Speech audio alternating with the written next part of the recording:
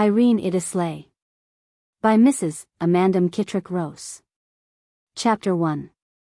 Sympathize with me, indeed. Ah, no. Cast your sympathy on the chill waves of troubled waters, fling it on the oases of futurity, dash it against the rock of gossip. Or, better still, allow it to remain within the false and faithless bosom of buried scorn. Such were a few remarks of Irene as she paced the beach of limited freedom, alone and unprotected. Sympathy can wound the breast of trodden patience, it hath no rival to ensure the feelings we possess, save that of sorrow. The gloomy mansion stands firmly within the ivy-covered, stoutly built walls of Dunfern, vast in proportion and magnificent in display. It has been built over 300 years, and its structure stands respectably distant from modern advancement, and in some degrees it could boast of architectural designs rarely, if ever, attempted since its construction. The entrance to this beautiful home of Sir Hugh Dunfern, the present owner, is planned on most antique principles. Nothing save an enormous iron gate meets the gaze of the visitor, who at first is inclined to think that all public rumors relative to its magnificence are only the utterances of the boastful and idle. Nor until within its winding paths of finest pebble, studded here and there with huge stones of unpolished granite, could the mind for a moment conceive or entertain the faintest idea of its quaint grandeur. Beautiful, however, as Dunfern Mansion may seem to the anxious eye of the beholder, yet it is not altogether free from mystery. Whilst many of its rooms, with walls of crystal, are gorgeously and profusely furnished, others are locked incessantly against the foot of the cautious intruder, having in them only a few traditional relics of no material consequence whatever, or even interest, to any outside the ancestral line of its occupants. It has often been the chief subject of comment amongst the few distinguished visitors welcomed within its spacious apartments, why seemingly the finest rooms the mansion owned were always shut against their eager and scrutinizing gaze. Or why, when referred to by any of them, the matter was always treated with silence. All that can now be done is merely to allow the thought to dwindle into bleak oblivion, until aroused to that standard of disclosure which defies hindrance. Within the venerable walls surrounding this erection of amazement and wonder may be seen species of trees rarely, if ever, met with. Yea, within the beaded borders of this grand old mansion the eye of the privileged beholds the magnificent lake, studded on every side with stone of costliest cut and finish. The richest vineries, the most elegant ferns, the daintiest conservatories, the flowers and plants of almost every clime in abundance, the most fashionable walks, the most intricate windings that imagination could possibly conceive or genius contrive. In fact, it has well been named the Eden of luxury. Dunfern Mansion was handed down as an heirloom since its purchase by Walter, 3rd Earl of Dunfern, in 1674. And since then has been tenderly cared for internally, and carefully guarded externally, 12 by the skillful hands of noted artisans. The present owner is only son of Sir John Dunfern, by Irene, adopted daughter of Lord and Lady Dilworth, of Dilworth Castle, County Kent. Chapter 2. The December sun had hidden its dull rays behind the huge rocks that rose monstrously high west of Dunfern Mansion, and ceased to gladden the superb apartment Sir John occupied most part of the day. They had withdrawn their faint reflection from within the mirrored walls of this solitary chamber to brighten other homes with their never-dying sheen. As the dull, grey evening advanced to such a degree as to render a look of brightness imperative to the surroundings of its sole occupant, Sir John requested that his favourite apartment should be made bright as possible by adding more fuel to the smouldering ashes within the glistening bars which guarded their remains. This being done, 3 huge lamps were lighted, and placed at respectable distances from each other, when Sir John, with his 14 accustomed grace, began to peruse some of his evening papers. Though a man of 40 summers, he never yet had entertained the thought of yielding up his bacheloric ideas to supplant them with others which eventually should coincide with those of a different sex. In fact, he never had bestowed a thought on changing his habits and manner of living, nor until fully realizing his position of birthright, that had been treasured by his ancestors for such a lengthened period, and which, sooner or later, must pass into strangers' hands, did the thought ever occur to him of entering into the league of the blessed. The clock had just chimed 9 when a maid entered with a note, neatly laid on a trim little tray, which she placed on the table close beside her master, and then retired. It was rather unusual for him to receive letters so late in the evening, nor until he was in full possession of its contents he could not form the faintest imagination of its worth. Not far from Dunfern Mansion may be seen situated on a rising hill the beautiful castle of Lord and Lady Dilworth, a prominent building commanding the finest view in the county. It had been 15 remodeled by the present owner, after inheriting it from his late maternal uncle, Lord Laban. And, although equipped with all modern improvements and inventions necessary, yet there dwelt a lack of design and beauty about it possessed by Dunfern Mansion. The bountiful owner of Dilworth Castle differed much in many respects from Sir John Dunfern. He was a nobleman of rare tact and capacities, a keen sportsman, a turf frequenter, an ardent politician, and, in fact, a lover of everything which served to promote the interests of his extended and varied social circle in particular, and entire community in general. Lady Dilworth, it may here be mentioned, was never of a very robust nature, and often had she felt the great strain of society press rather heavily on her weak frame, so much so, as to render the adoption of the subject of this book indispensable. Drawing his chair closer to the table, on which one of the great lamps stood, Sir John proceeded to peruse the contents of the note. It was an invitation from Lord and Lady Dilworth to attend a ball at Dilworth Castle on 22nd Prox. Given by them in honor of the 16th marriage of Henry, 5th Marquis of Hill Hall, with Ethel, Countess of Maidstone. Lord Dilworth and the Marquis were personal friends of Sir John, and to accept this kind and courteous invitation would mean a step towards the summit of the matrimonial ladder. By meeting the majority of the fully fledged belles in and around Canterbury, and especially IRENE IDDESLEIGH, Lord Dilworth's adopted daughter, more generally known as the Southern Beauty. He slept over the matter that night, with the result that next morning he wrote accepting the kind invitation, more through curiosity than desire. Although he led a quiet and retired life, generally speaking, still he did not absent himself totally from a few social meetings occasionally, and if imagination painted his future in the manner so artfully designed by Lady Dilworth, no doubt this visit to Dilworth Castle might convert it into reality. Arriving at the elegant castle, with its tower of modern fame, and spires of Gothic structure, Sir John was met in its great hall by the genial hostess, who conducted him to the brilliant reception room, superbly laid out for the comfort of its guests. And XVII, being the first to arrive, was thus afforded a good opportunity of inspecting the many valuable relics and works of art that adorned its huge and velvety walls. On the center wall right opposite where he sat hung a painted portrait, life-size, an admirable production of the well-known artist, Pito, and not knowing where such an original of perfection and beauty could be found, he resolved to inquire, when opportunity offered, whose portrait it might be.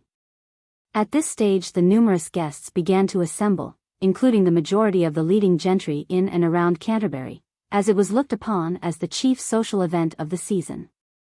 Mothers were most fidgety that their daughters should don their costliest gowns and brilliants, as rumor had it that the noble heir to Dunfern estate should honor the assembly with his august presence.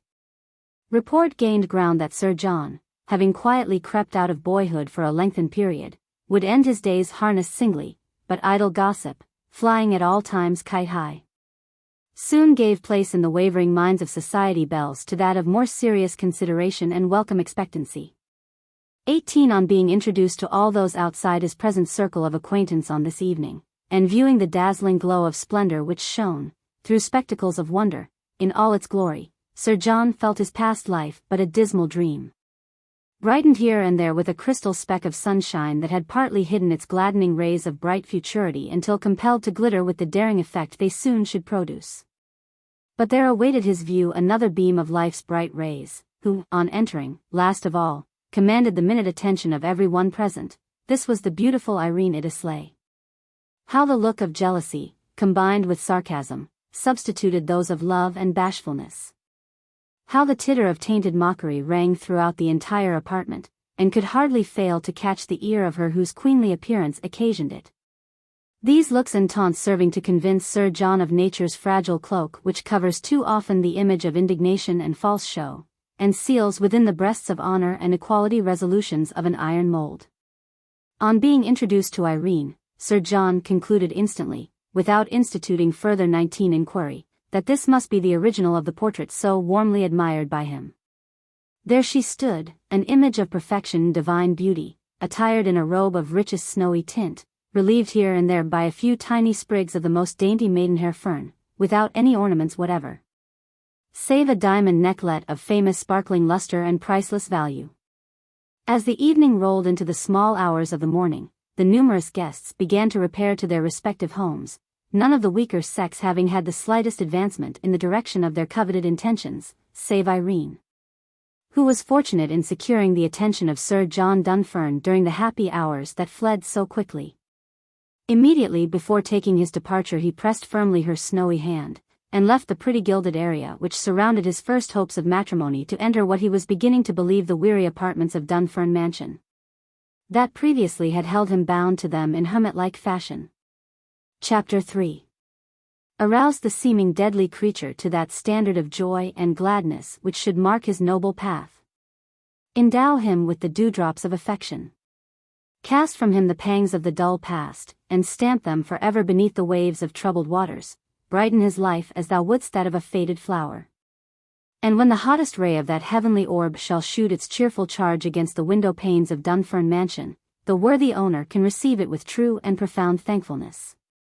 3 weeks had scarcely passed ere Sir John was made the recipient of another invitation to Dilworth Castle. This second effusion of cordiality required neither anxious thought nor prolonged decision how to act. Knowing as he did that it would again serve to bring his present thoughts into practice by affording him another opportunity of sharing in the 21 loving looks of one for whom he feared there dwelt a strong inclination on his part to advance his affection. Irene stood looking out on the lake beyond the richly draped window, ruminating on the days of her childhood, which lent a look of dullness to the beautiful face that beamed with delight as Sir John Dunfern entered.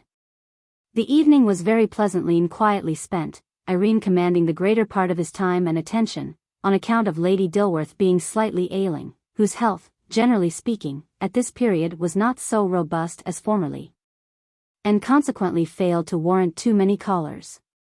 As the clock struck 11, Sir John began to think of returning home, feeling quite happy, fancying his great affection was returned in full by Irene.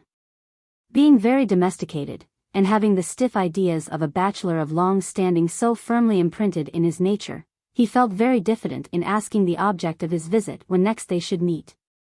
But Lady Dilworth entering before taking his departure, saved him putting the shy question by placing herself in his position and demanding the required reply.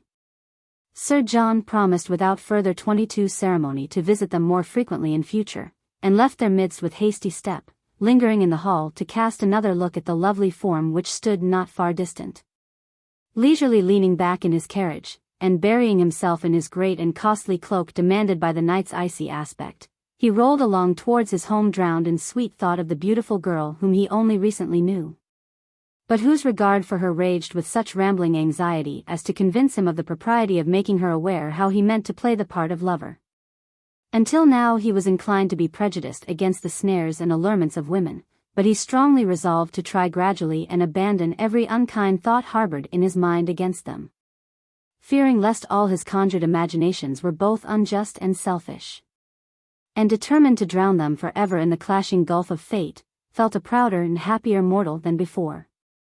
But time would solve the problem and heal the wound which penetrated so deeply his bosom. A short time he hoped would bring his creeping fever of endearment under the binding stay of 23 appointed authority, and heal its weakening effects with the sacred salve of truth. Not until the horses dashed up the winding avenue with increased alacrity was he shaken from his meditating attitude, to be ushered once more into his home of boundless wealth. The lonely stare of grave bewilderment took the place of happiness that formerly seemed built in abundance for him within its walls, as he entered the palatial and gorgeously equipped abode he principally inhabited, feeling the tinge of the dull past filling him with entire despair, whilst meditating on the happy future which presented itself to him. How in a trivial period this lonely spot, he thought, should prove the beacon of never-dying bliss, when once furnished with the most precious treasure on earth, a virtuous woman. Ah!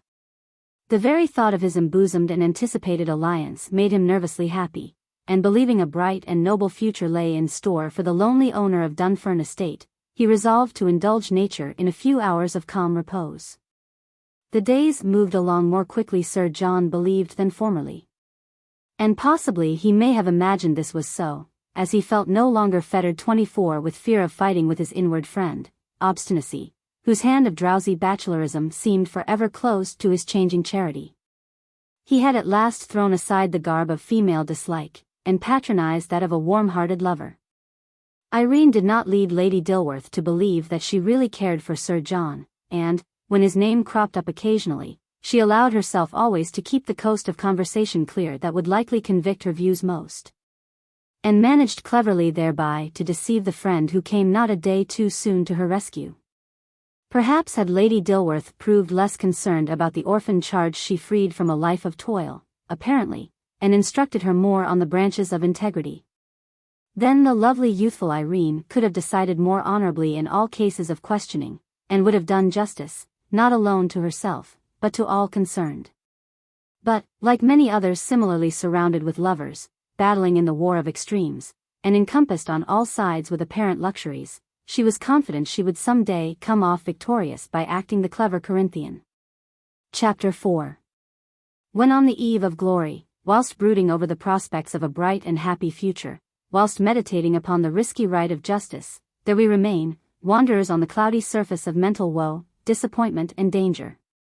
Inhabitants of the grim sphere of anticipated imagery, partakers of the poisonous dregs of concocted injustice. Yet such is life. Sir John's visits began now to be numerous at Dilworth Castle, each visit serving further to strengthen the link of relationship, and bury, in the heaving breast of seeking solace, the dull delight of the weary past.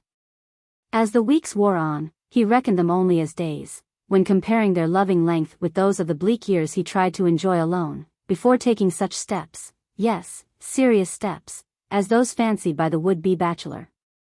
26 at first he was careless and indifferent to the flowery harangues of mothers who paid him periodical visits, with their daughters, of apology, and firmly retained the obstinate qualities of an autocratic ruler. Until softened in the presence of one he found he was learning to steadily love. He believed now that the chief stripes, viz. Observation, inclination, advancement and accomplishment, in the well-spun web of matrimony, must harmonize with the groundwork of happiness, without which our lives are not worth an unstamped coin. Love's path, on which Sir John was known now to tread with the step of intensity, seemed smooth as the ice of Inglewood. There were no obstacles in his way of which he was yet aware, save imagination. This, also, was chased from his mind by the evident and ample return of Irene's polished affection, the foul gloss of which he failed to notice, and whose pretensions were so cleverly carried out as to defy detection.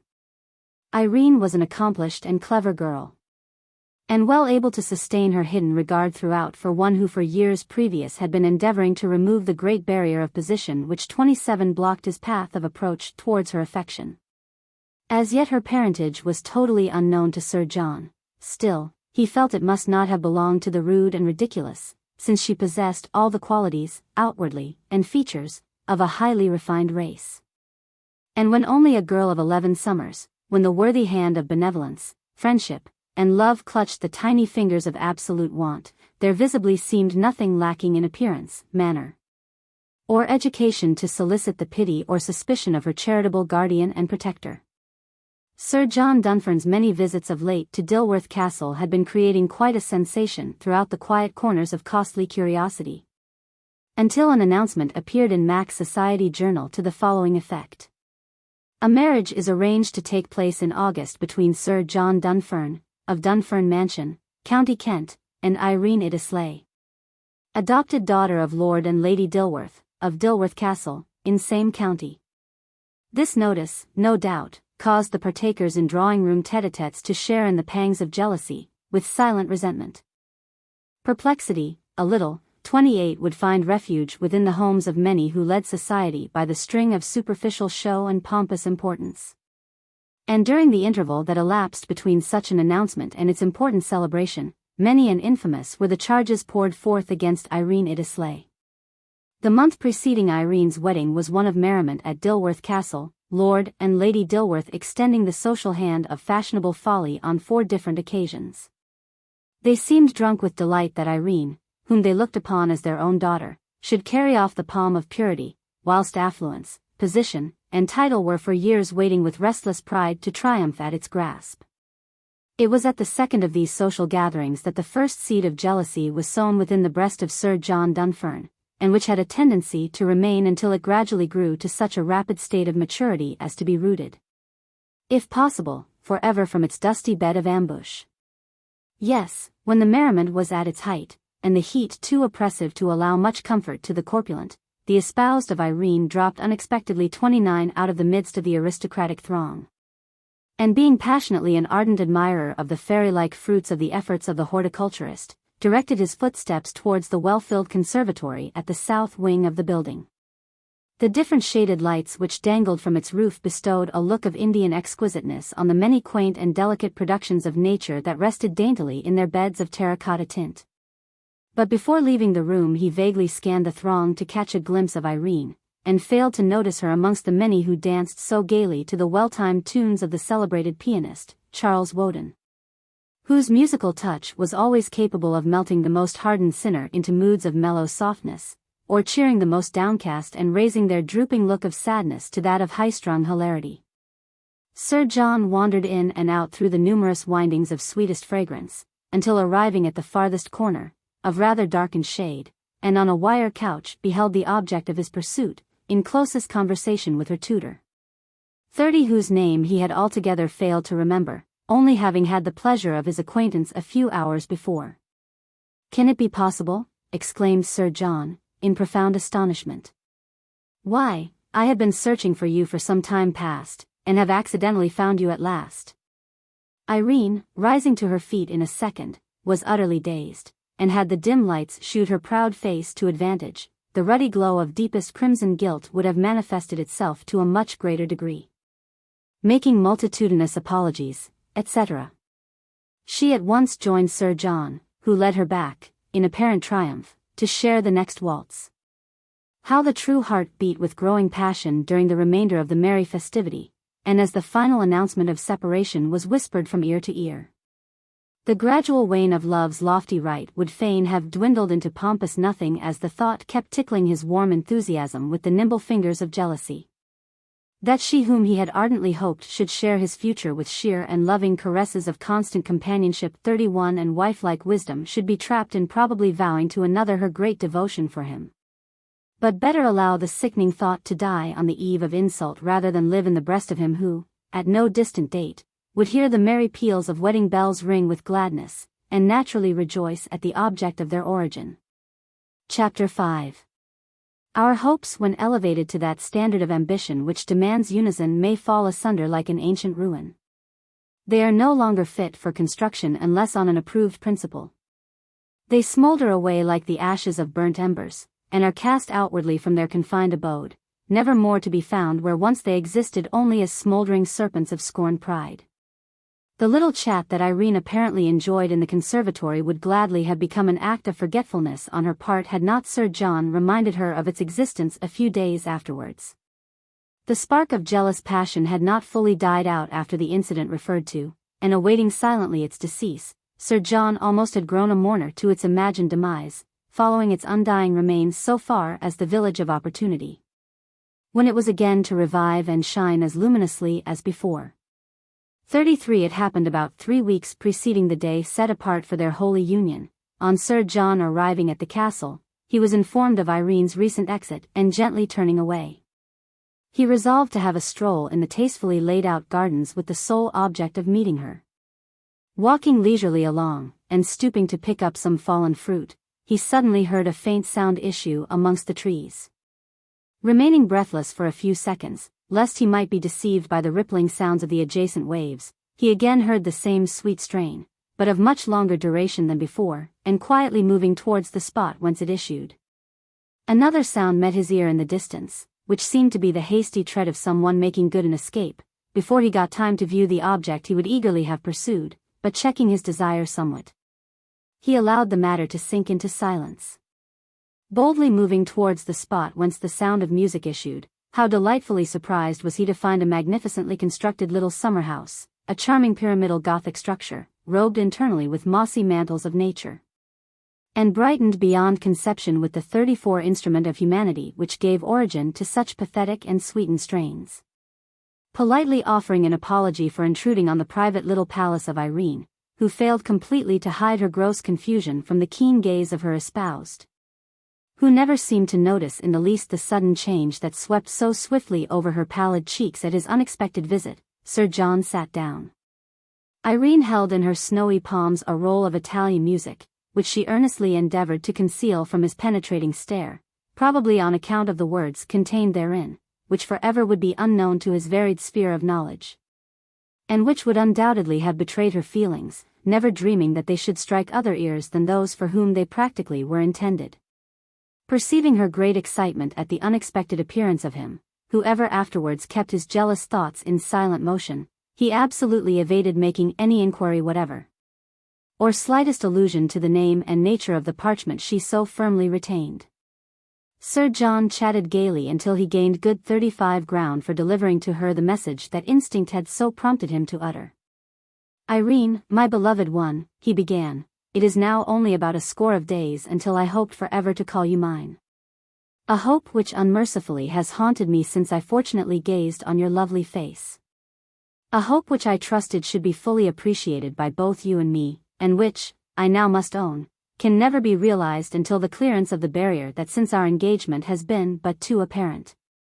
The sole object of my visit, my dear Irene," here Sir John clasped her tender hand in his, "tonight is to elicit from you a matter that lately has cast a shadowy gloom over my anticipated bright and cheerful future.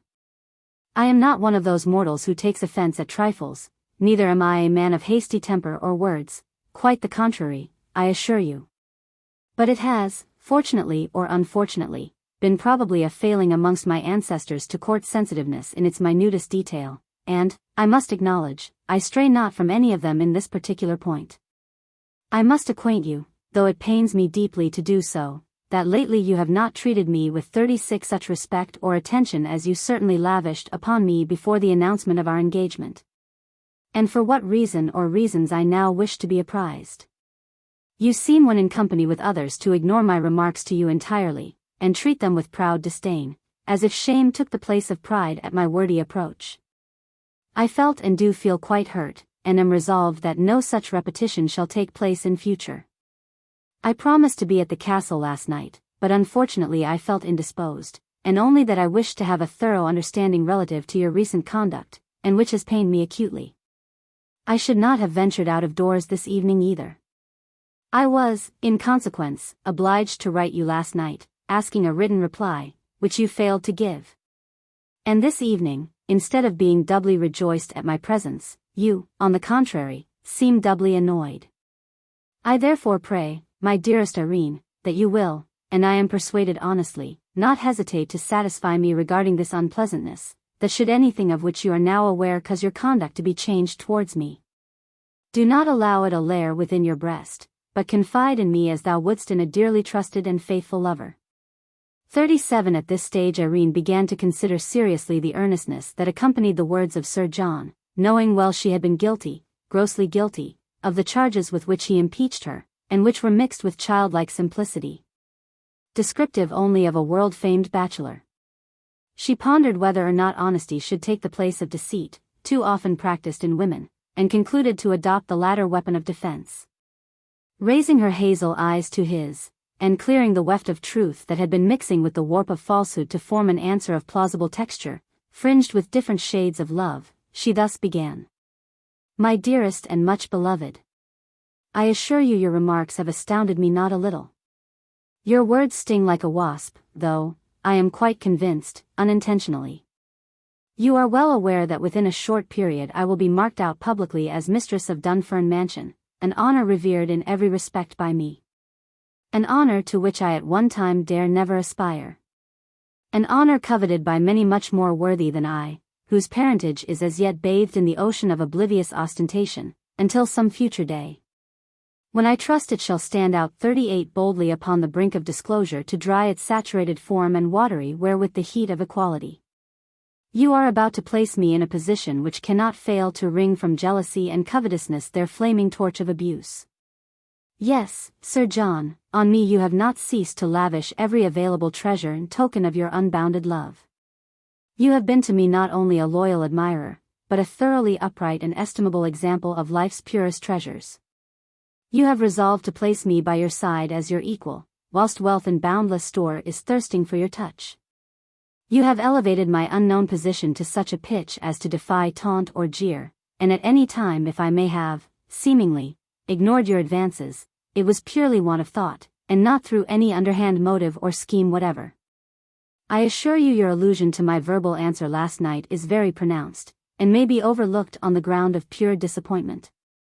Our time of singleness is now short, and begging your forgiveness for my seeming neglect or indifference, I hope the tide, which until now has flown so gently, may not be stayed on the eve of entering the harbor of harmony, peace, and love. 39 At the commencement of Irene's answer of lavishing praises and flimsy apologies, her affianced moved to the opposite corner of the rustic building to scan the features of her he wholly worshipped and reluctantly doubted. Every sentence the able and beautiful girl uttered caused Sir John to shift his apparently uncomfortable person nearer and nearer, watching at the same time minutely the divine picture of innocence, until at last, when her reply was ended, he found himself, altogether unconsciously, clasping her to his bosom, whilst the ruby rims which so recently proclaimed accusations and innocence met with unearthly sweetness, chasing every fault over the hills of doubt, until hidden in the hollow of immediate hate. Chapter 6. The silvery touch of fortune is too often gilt with betrayal, the meddling mouth of extravagance swallows every desire, and eats the heart of honesty with pickled pride, the impostery of position is petty, and ends, as it should commence, with stirring strife. But conversion of feminine opinions tries the touchy temper of opposition, and too seldom terminates victoriously. Great mercy! Only another week and I shall almost cease to be a free thinker. Just 7 days more and what? I shall openly have to confess to the world an untruth. Would there be any means of flight from the dangerous dragon that haunts me night and day? Could anything possible be done to save myself from false alliance? Too late, too late. Only 7 days and this beautiful boudoir shall own me no more, with its walls of purest white and gilded borders. 41 inch just 7 days and I shall be fettered with chains of dragging dislike and disappointment. Only 7 days and thus shall end my cherished hopes, my girlish pride, my most ardent wish, but, alas, not my love. 7 days more shall see my own darling OS. Suddenly Irene was aroused by the ringing of the breakfast bell, before she got time to finish the sentence that troubled her weary brain for months before. Dressing herself with frantic expertness, she dashed down the winding staircase with an alacrity better imagined than described, and rushing into the breakfast room where Lord and Lady Dilworth eagerly awaited her, presented the outward mocking appearance of being the happiest of mortals. Her beloved benefactors, who had been the prime movers in the matter of matrimony, saw plainly a saddened look about the lovely face, which Irene tried hard to suppress, and asking why it appeared at this gay time, was answered evasively. Indeed, Lord and Lady Dilworth were wholly ignorant of the present state of affairs, nor did Irene reveal at any time to Lady Dilworth her great hatred for Sir John, or her maddened desire to become the wife of a poor tutor. 42 Had she only taken into her confidence her whose wise counsel and motherly example were at all times a prompt step to decision. Or had she only hinted to Lady Dilworth her manifest inability to return Sir John's great affection, matters would probably have reached another climax. But owing to the present precarious position in which Lord and Lady Dilworth stood, and as yet unknown to both Irene and other most intimate acquaintances, great was Lady Dilworth's desire to see Irene permanently settled. Knowing as she did that ere the sun of another August day would flash its shimmering rays against the crystal stays of Dilworth Castle, she would be beyond easy access to Irene either in time of rejoicing or sorrowing. Preparations were at last almost completed for such an auspicious event. Invitations were issued numerously for the reception to be held at Dilworth Castle after Irene's marriage, but sparingly during the ceremony. All of which were mostly accepted. Costly, multiplying, and varied were the gifts received by Irene, enough to make a princess stare with startling bewilderment. Amongst the many, none came from Irene's tutor, 43 Oscar Otwell. And although he was the first to whom Lady Dilworth addressed an invitation, still there was no reply, much to the annoyance and astonishment of hostess on the one hand and knowledge of Irene on the other. As, verily, it was not unknown to Irene that absolute indifference to facts, seemingly of domestic importance, was a positive point in Oscar, and never better exemplified than in the present existing state of affairs, which, sickly as it proved to Irene, was deadly so to Oscar. But future facts had to be solved, which undoubtedly would be treated with more comparative reverence than heretofore, by him who suffered severely, yea, acutely, from the blow struck him on the eve of aspiration and achievement. Love, alas! When smitten with the sword of indifference, dieth soon, but once struck on the tunneled cheek of secrecy with the hand of pity there leaves a scar of indelible intolerance, until wiped out forever with the curative balsam of battled freedom. Sir John and Irene met in Dilworth Castle for the last time on the morning of the 3rd day of August, being the day set apart for the celebration of their marriage. It commenced with the ringing 44 of the village bells. The sun shone forth in all his universal glory. Emblems of the approaching festivity did not fail to appear on the housetops of the humblest village peasant. Gladness reigned throughout the household, and all hearts, save two, rejoiced with unabated activity. It was a morning never to be forgotten by Lord and Lady Dilworth, who, on that day, would be robbed of the treasure held firm and fast by them for the lengthened period of 9 years, and which they yielded up with hearts of sorrow. Not because of the change in which Irene should have taken deep interest, but on account of the burthen of trouble which loaded them with leaden weights of which they could not possibly free themselves. The intense excitement that for weeks before had found such refuge within their cherished and much-loved home had not long now to live. It would die on the doorstep of apparent bereavement, never more to appear within Dilworth Castle under similar circumstances. They knew well that the gnawing jaws of poverty, which for years had failed to expose their grinding power, had reached the last and only bite of sudden termination, and thereby stamped their 45 marks of melancholy so impressively upon the noble brows of the worthy owners of Dilworth Castle, that time could never blot them from observation. As before stated, few were those invited to be present at the wedding ceremony, which was to take place about 12 o'clock noon. Sir John arrived at the castle shortly before that time, looking charming indeed, whilst Irene, though departing from the rules laid down by Lady Dilworth, demanded from all present remarks bordering on similarity. She looked nervously pale, but queenly, and mastered thoroughly the exposure of the painful agony through which she was passing, knowing as she did and fully believed that all is not gold that glitters. It may interest some to know that Irene silently and secretly resolved not to array herself in white. She was reconciled that neither the marriage robe of purity nor the too beaming wedding face was to appear before such devout and reverential church dignitaries as the Bishop of Barelegs and Canon Foot, with highly impressed and open falsehood, as that practiced by her in the absence of laboring under such a solemn vow. 46 What must have been the breathless surprise of Lady Dilworth chiefly, and those present also, who, only the evening previous, had been pouring such praises over the magnificent duchesse satin gown, which eligible Parisian dressmakers pronounced their chief production of the season, when Irene appeared arrayed in an Irish poplin of the darkest visible shade of green, without either train or flower of distinction. Not even a speck of ribbon or border of lace, and no ornament, only the valued necklet which graced her pearly throat when first Sir John was tempted with her enhancing beauty to bestow upon her his choice collection of love's purest fragrance, which should cast the sweetest scent of mutual relationship throughout the dazzling apartments of the mansion she was about to grace. So thunderstruck and grievously horrified did Lady Dilworth seem at the vague departure of Irene from her orders, that she dare not trust herself to offer her the first motherly embrace. Irene, perceiving the great embarrassment of her beloved Lady Dilworth, glided across the room, and sitting down to the right of her upon whom she had that day flung, in the face of devotion, the last dregs of 47 defiance, begged to offer an apology for such unruly conduct, and added that all would be revealed at a future date when least expected. In the very room where Sir John was first puzzled concerning the beautiful portrait, was he now made the recipient of the original. After the important ceremony was performed, and the register signed, Sir John and Lady Dunfern, when the usual congratulations were ended, left by the 1 o'clock train en route for the continent. Thus were joined two hearts of widely different beat, one of intense love, which hearsay never could shake, the other of dire dislike, which reason could never alter. Born under a lucky star, was the whispered echo throughout the distinguished guests who sat down to breakfast after the junction of opposites.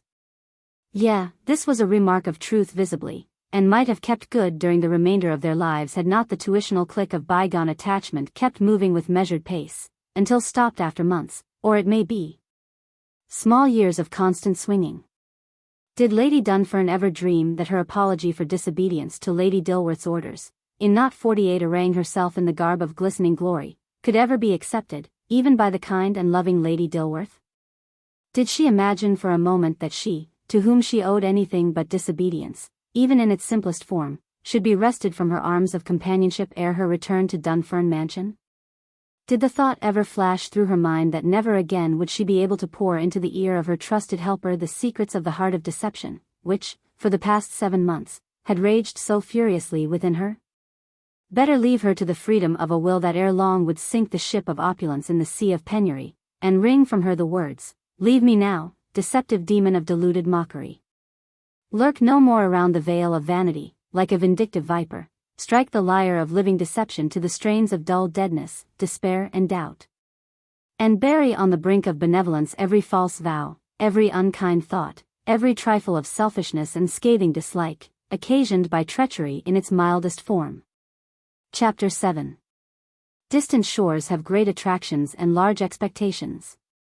They harbor around their beaches the exile and patriot, the king and peasant, the lawyer and artisan, the rising swindler and ruined prince.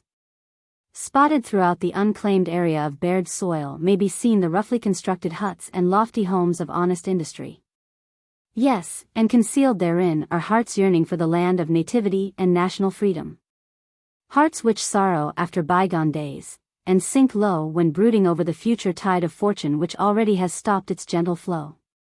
The reception on the evening of Irene's marriage was glorious and brilliant, as were all those given by Lord and Lady Dilworth, and, although attended by society's cream alone, there appeared a visible and unhidden vacancy in the absence of her who 50 so often lent a glow of gaiety to the high-toned throng. There seemed to be no rival now of buried lineage to mar their desire, or incur the jealousy of would-be opponents, no one to share sympathetically with the afflicted sister of equality and worth. Nor was there any one present of such knightly and commanding dignity as he, who, not many hours previous, had taken upon him the sad duty of delivering up the keys of devotion to her who kept the door of ardent adoration locked against his approach.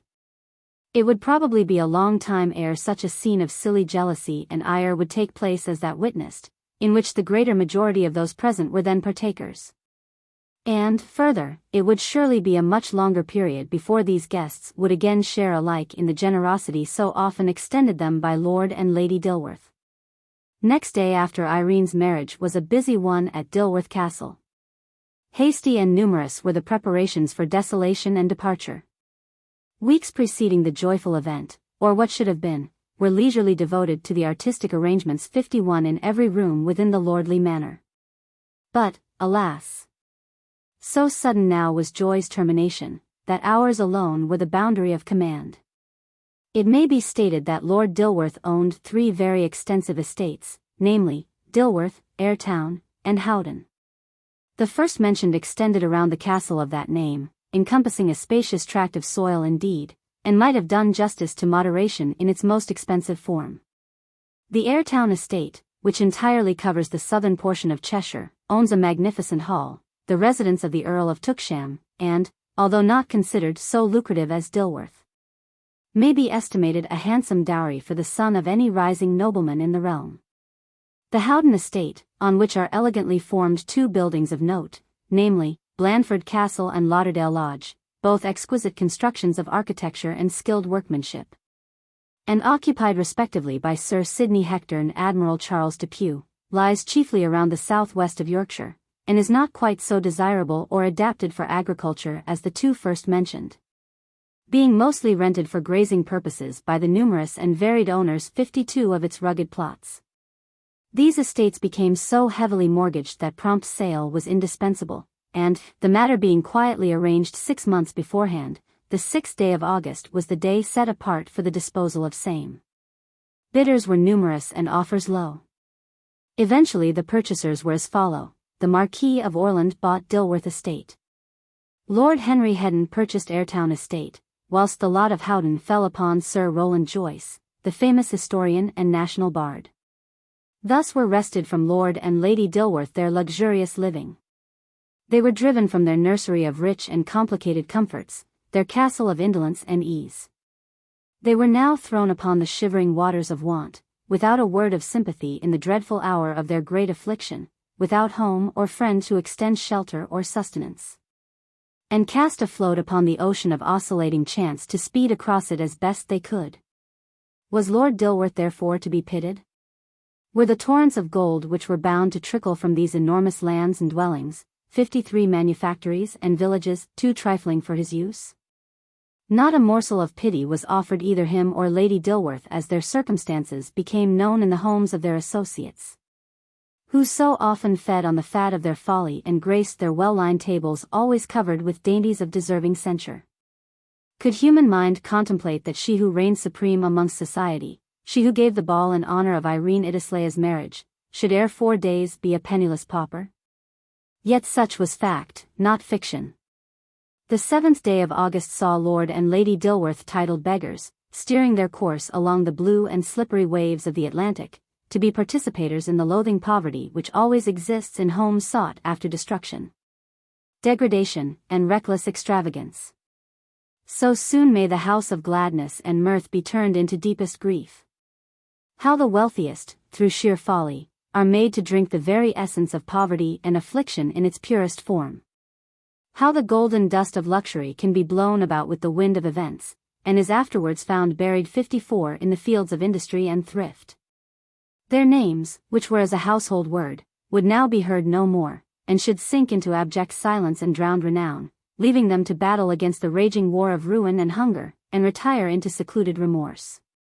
On the return of Sir John and Lady Dunfern from their honeymoon, after 4 weeks' sojourn, what was her ladyship's consternation on perceiving Dilworth Castle in darkness as she and Sir John swept past its avenue on their way to their own brilliantly lighted mansion.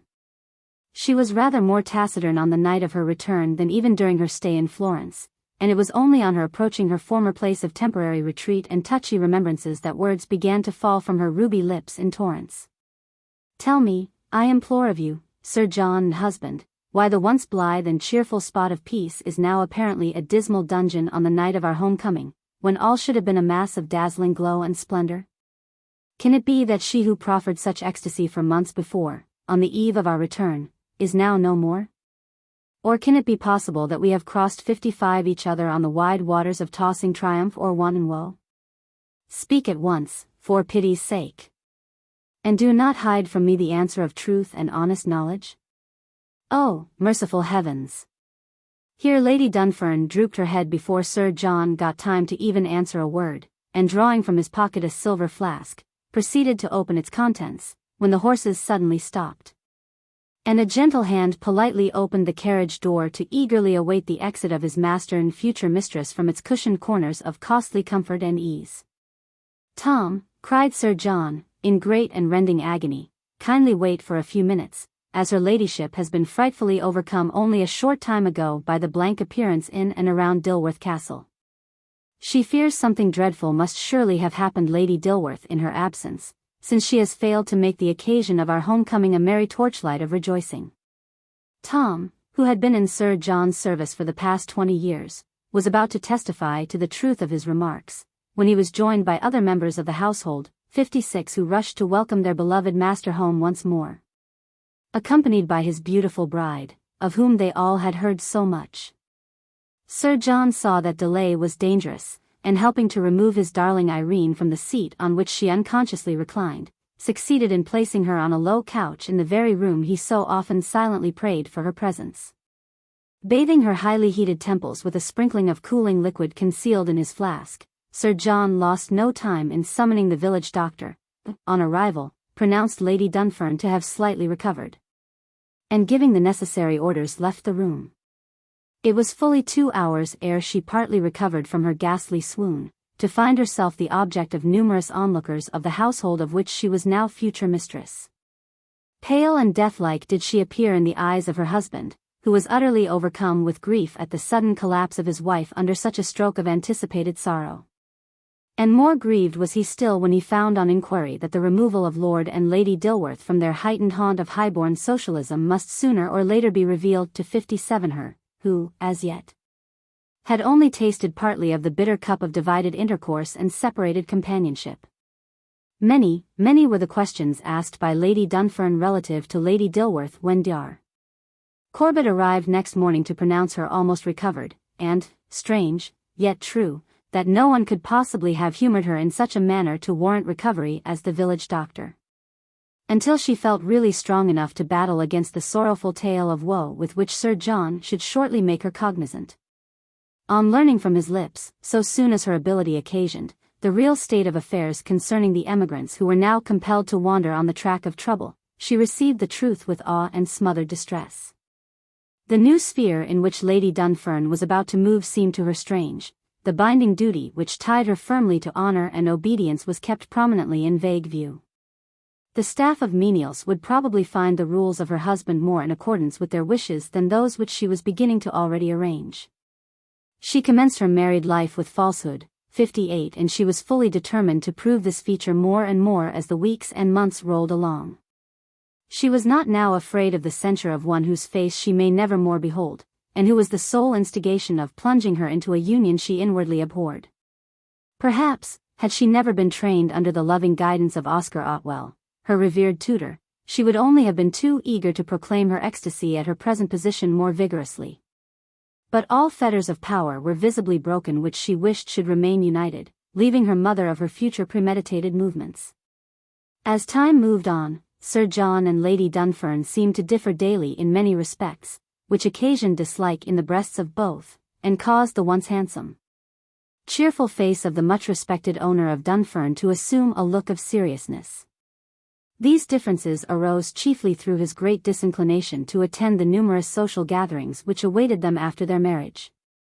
Sir John, finding it almost impossible to stare socialism in the face, seemed inclined rather to stick to the old Rule 59 of domestic enjoyment, never forgetting to share fully his cheerful conversation with his wife, when so desired, which, sorrowful to relate, was too seldom.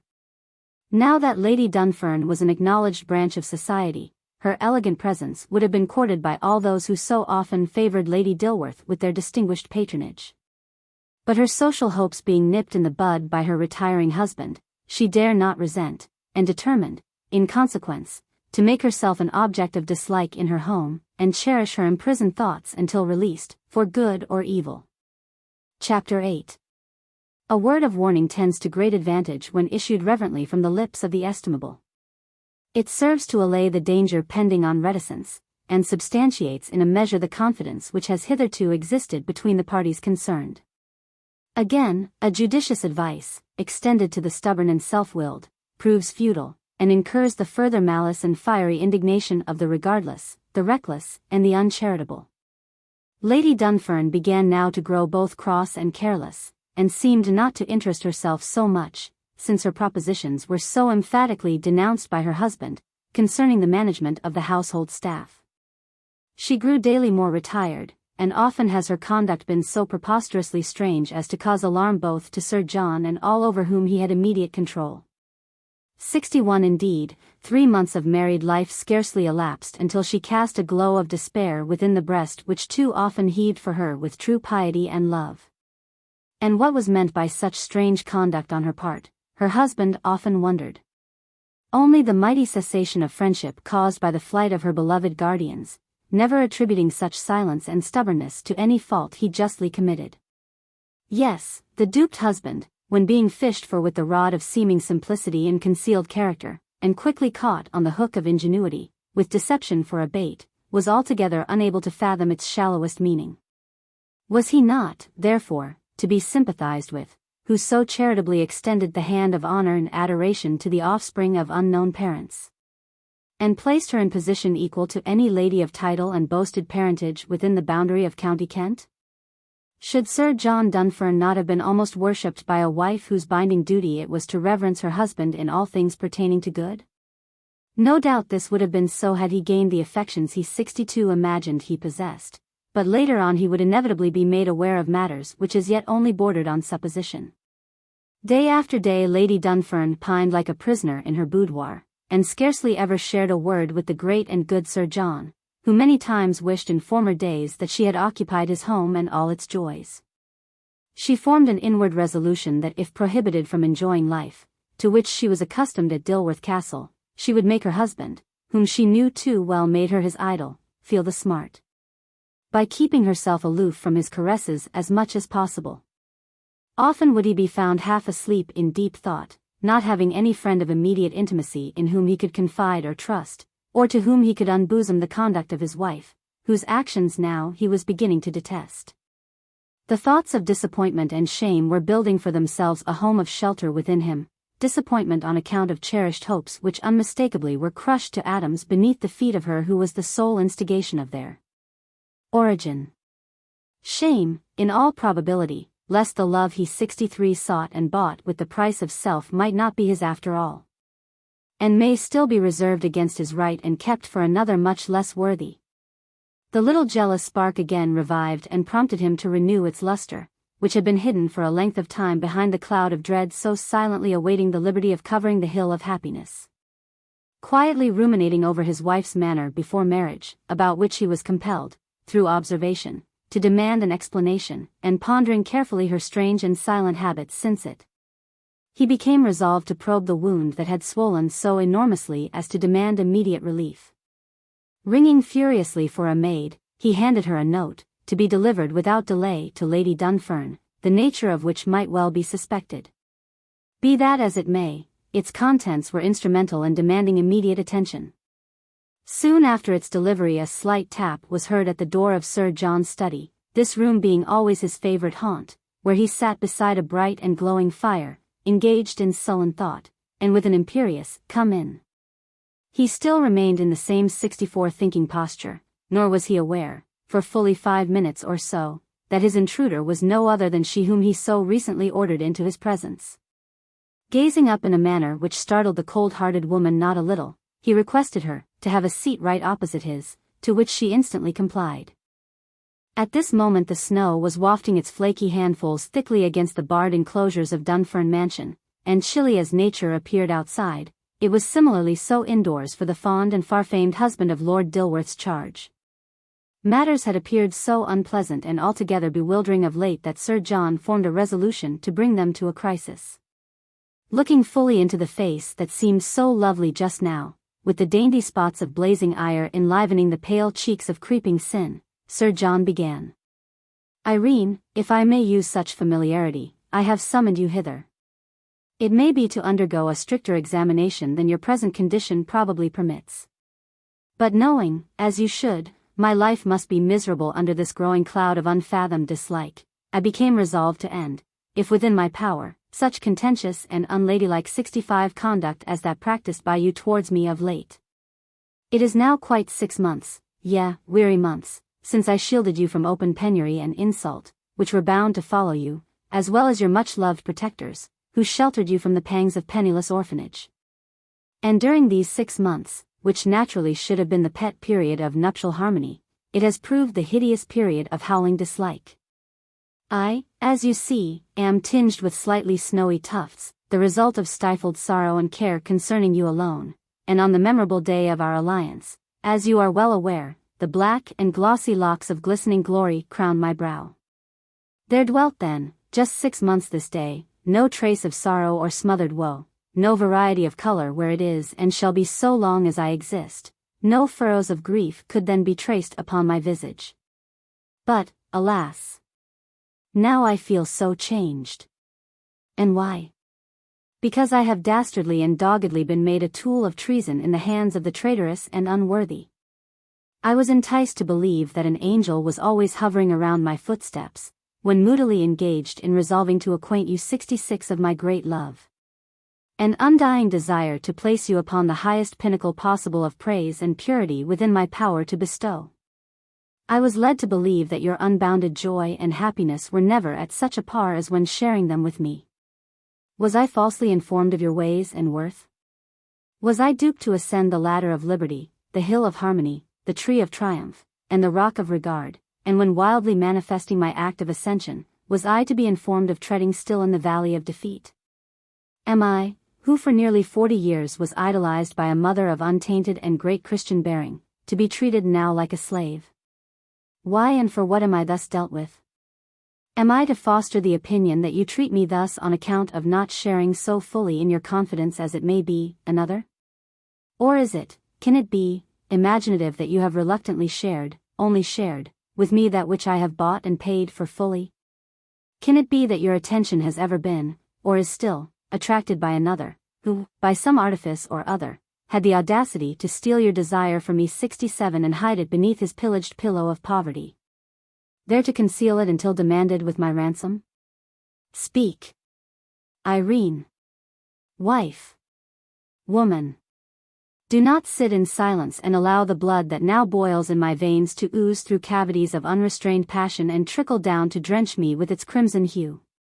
Speak, I implore you, for my sake, and act no more the deceitful Duchess of Nanty, who, when taken to task by the great Napoleon for refusing to dance with him at a state ball, replied, "You honored me too highly," acting the hypocrite to his very face.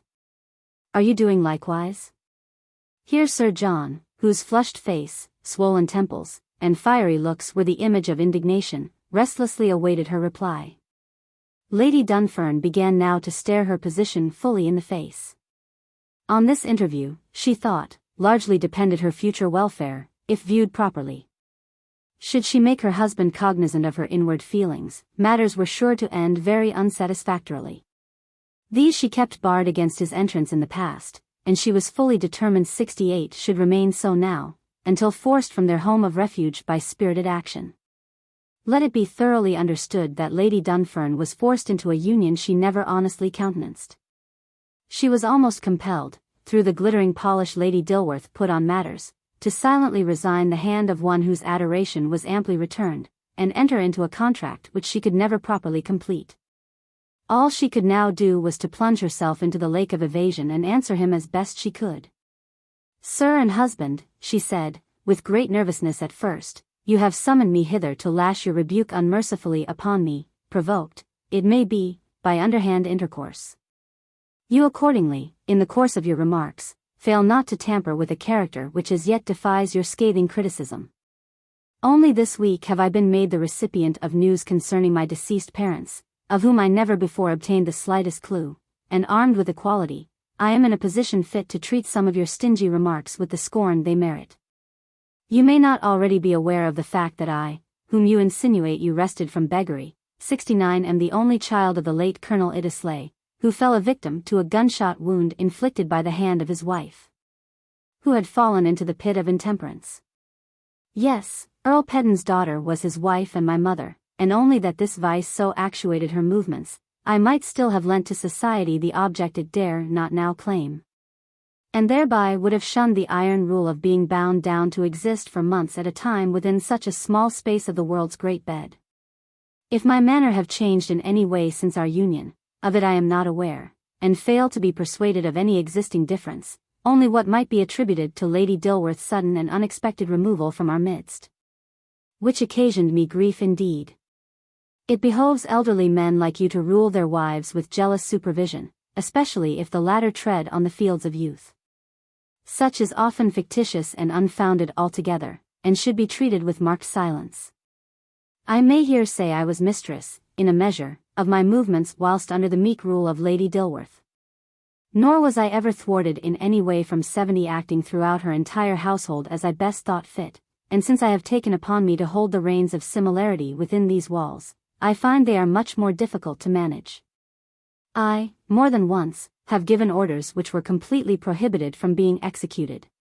By whom, might I ask, and why? Taking everything into consideration, I am quite justified in acquainting you that, instead of being the oppressor, I feel I am the oppressed. Relative to my affections, pray have those courted by me in the past aught to do with the present existing state of affairs? I am fully persuaded to answer, nothing whatever. You speak of your snowy tufts appearing where once there dwelt locks of glossy jet. Well, I am convinced they never originated through me, and must surely have been threatening to appear before taking the step which links me with their origin. I now wish to retire, feeling greatly fatigued, and trusting our relations shall remain friendly and mutual, I bid thee good night." Lady Dunfern swept out of the room, and hurrying to her own apartment, burst into an uncontrollable fit of grief. 71 She had surely been awaked from her reverie by Sir John, and felt sharply the sting of his remarks, which were truly applied, indeed. She now resolved to let matters move along as quietly as possible until after she should pass the most critical period of her existence.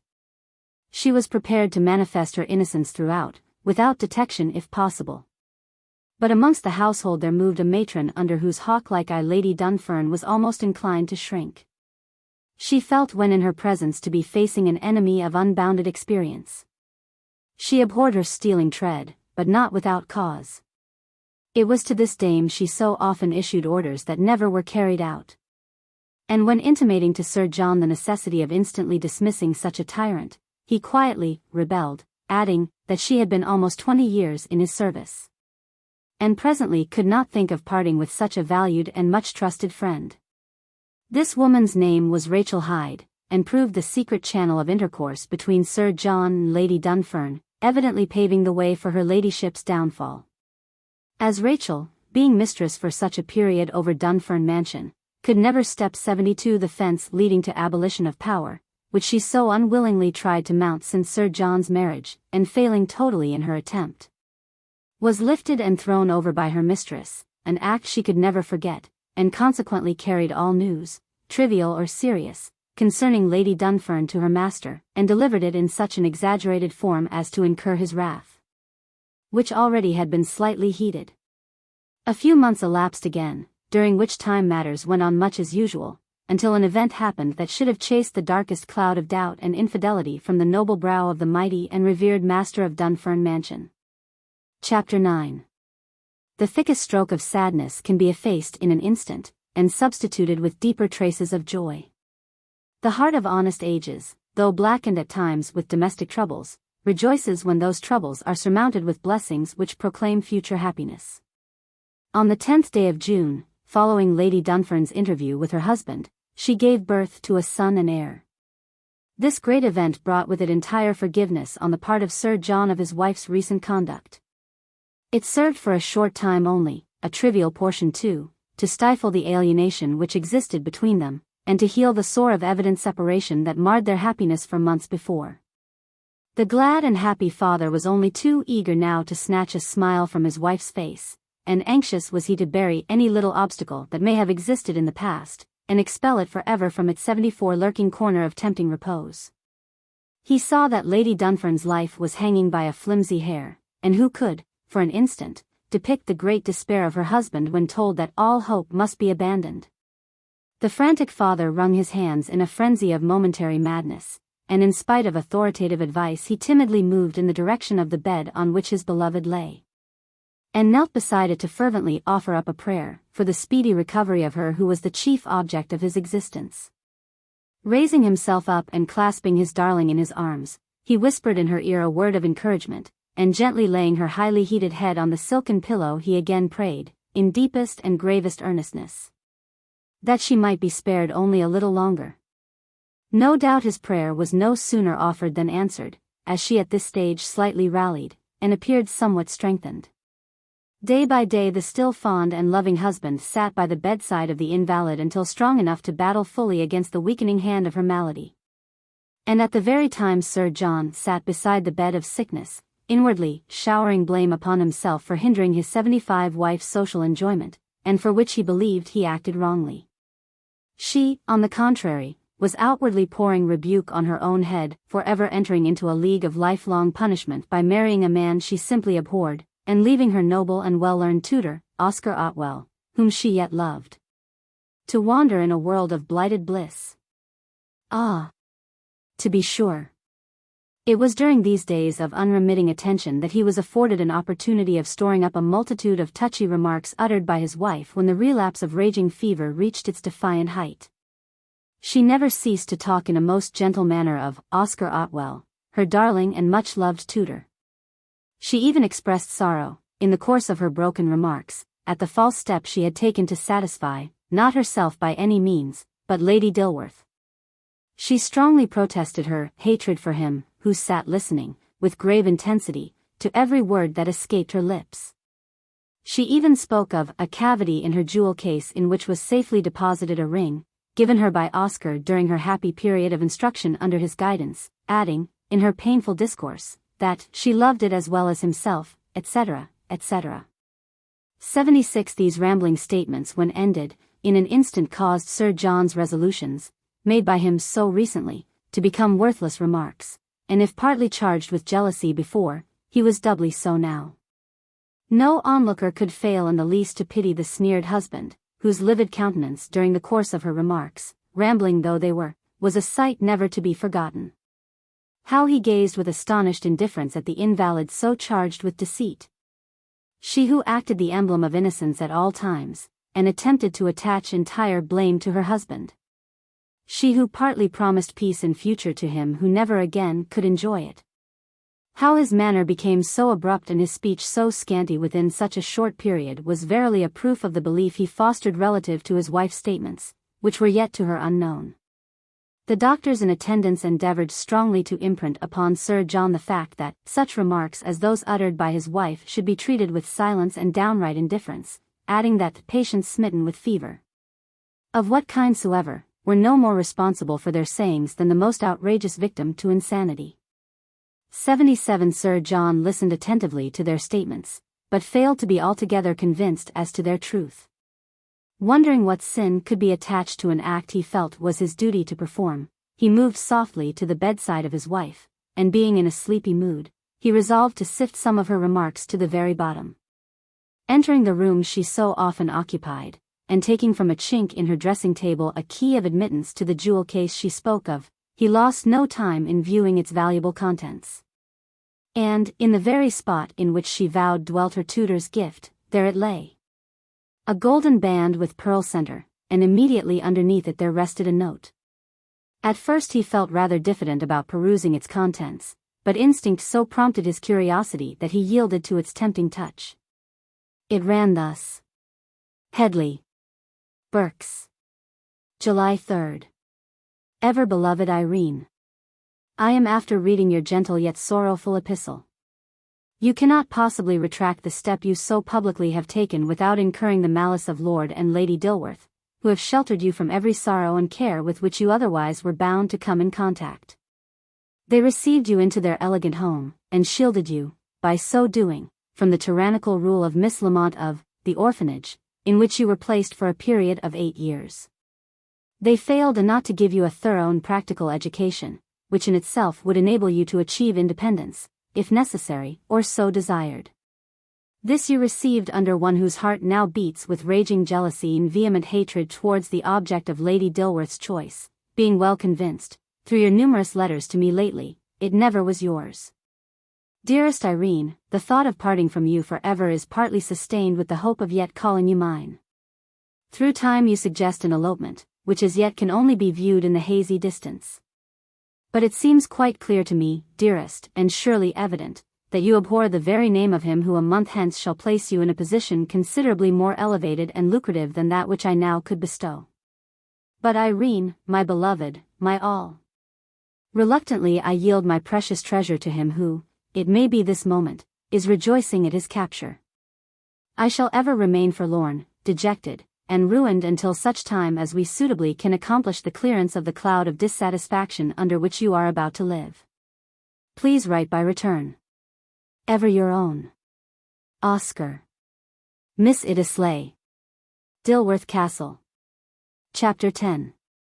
When dreading the light of day contentment hath fled, imagination oftentimes proves a forerunner to reality. Corners of horror shelter themselves within the castles of the queenly, the palaces of the powerful, the monuments of the mighty, and the cottages of the caretaker. But sunshine brings universal joy wherever its beams are wont to dazzle, and often allays the anxiety which precedes its appearance. Great heaven, murmured Sir John, as the tutor's note fell from his nervous grasp, am I blind to touch or truth? Am I at last to labor under the fact that my wife loves another? She who only some months since protested her innocence in such strains as to cause the most doubtful to stay alarm. Here is the ring, and there lies the note of him who claims to be not only her tutor but suitor. 80. Why did she accept the former or cause the latter to be written? Then, the date. Just 1 month exactly before our marriage. And how I pined for it to elapse whilst another would eagerly have prolonged it. Oh, Irene, false and low woman. Think you that any longer I can own you as wife or treat you with the respect a wife deserves? Sir John, ever open to forgiveness, tried hard to master the dreadful spirit of jealousy which arrived at last at its highest point, if he could feel convinced that his wife's correspondence with her tutor ceased after her marriage. Believing if still it continued that other proofs of their dastardly plots would be forthcoming.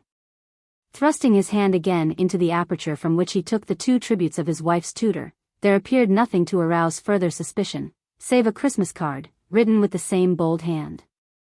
The lines were these. Accept my warmest greeting, friendship, love. Thou art my charming Irene, pet and dove. Although another claims thee for a time, I trust to call you some day ever mine. Oh! Pray for parting soon with fettered chains, to live and move regardless of those reins that bind your Christmas sprigs of worldly woe, to him, whom you have hated long ago. 81. This was a second effusion of Otwell's, and must have been received by Lady Dunfern since her marriage. And, thought he who held it clutched in his trembling hand, why did she deposit this card amongst her valuables? Had she not held it as a treasure of priceless worth? Nothing more was wanting now to convince the distracted husband of his wife's infidelity.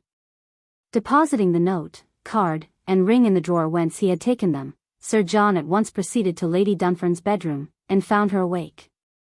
Being a nobleman of sterling worth, and one on whose word the greatest dependence was always manifested, he could scarcely fail to inform her of the great and trying scene he had just come through. Struggling, however, manfully from mentioning anything that would serve to retard her recovery, he moved towards the bed on which she lay, and before a word was uttered by him he suddenly staggered and fell. Who could then perceive the wan and haggard appearance of him who apparently lay lifeless without being totally terror-stricken? Could she, whom he bathed in golden comfort, behold this outstretched form with calm silence? Surely not. 82. Instantly ordering a maid to send for Dr. Doherty, the false invalid lay back on her pillow, appearing not much concerned. On the doctor's arrival he applied restoratives, but without the desired effect.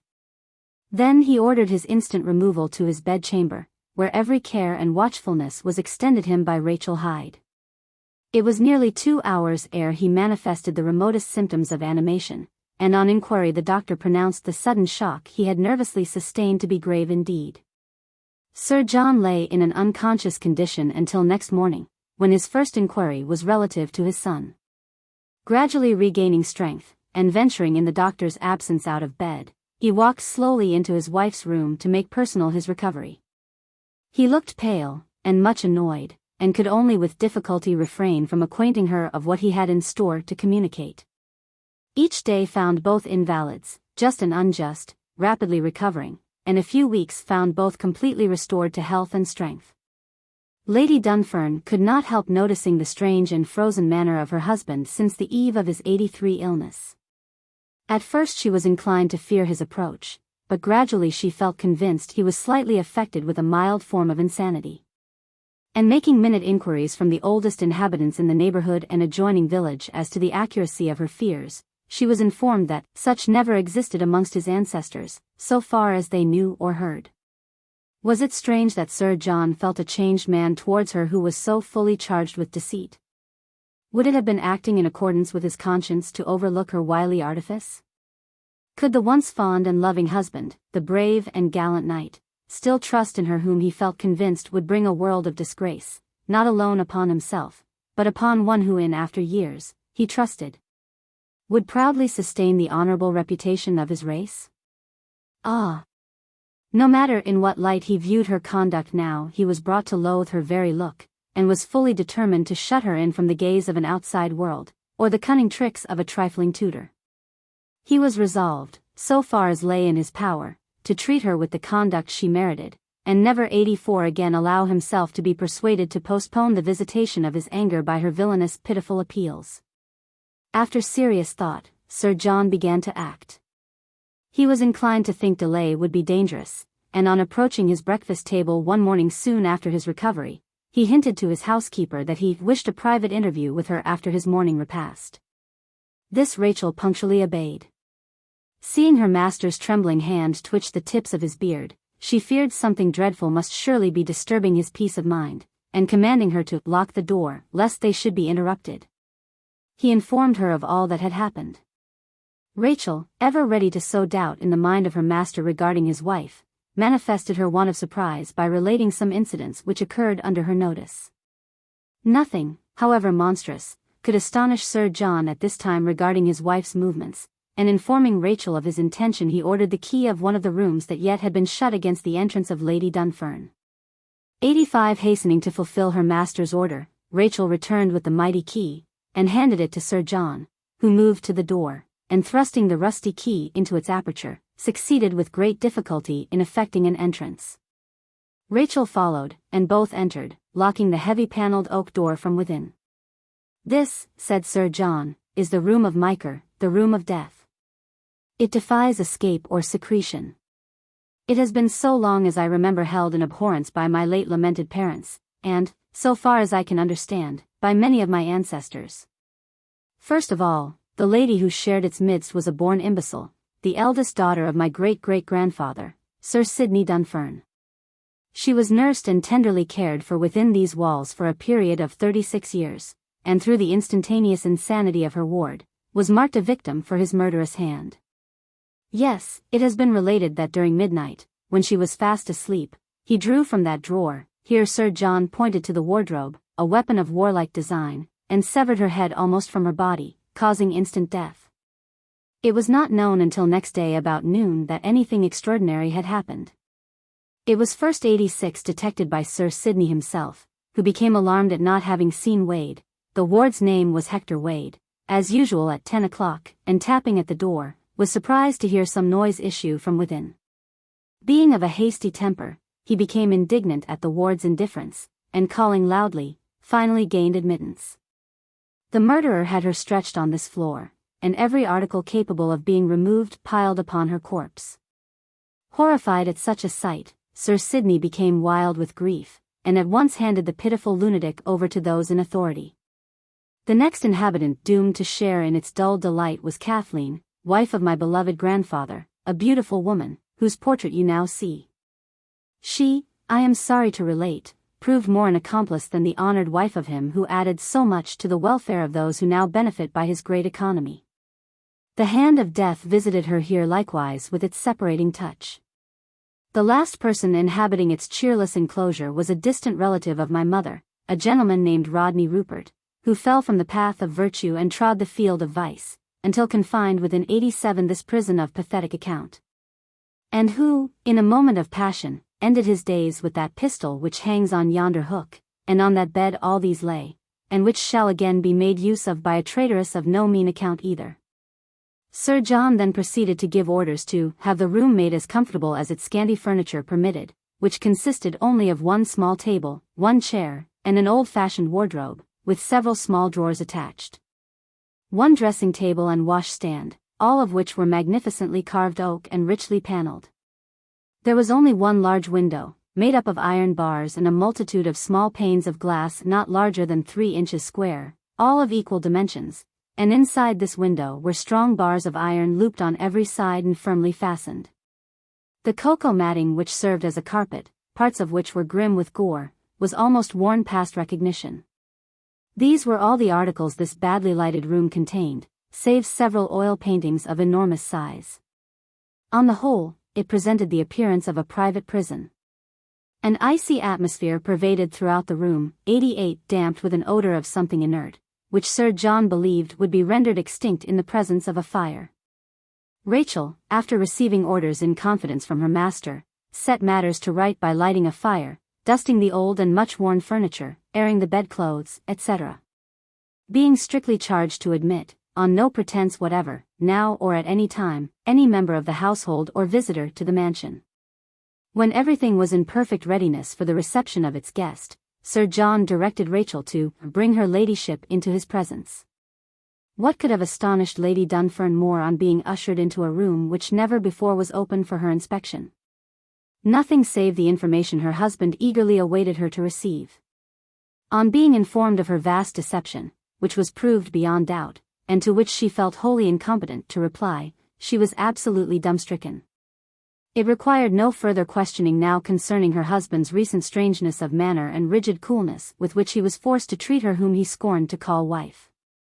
89 You, madam, said he, have by your conduct, both before and after marriage, forced me to keep you a prisoner within these walls so long as you live or I exist. You have not failed to act the infamous by kissing me with the lips of a Judas. You have at last plunged me into deepest disgrace, not alone me, but him whom you should have been liberated to succor and chastise. Mocking wretch! Your foul deeds shall have plenty of scope here for improvement, and a prisoner you shall be during the remainder of your life. Sir John, without another word, glided from before the presence of her who once was treated as a goddess by him, and turning the great key that locked her forever from his view, handed it to Rachel, who was to have sole admittance to, and full charge of, his wife.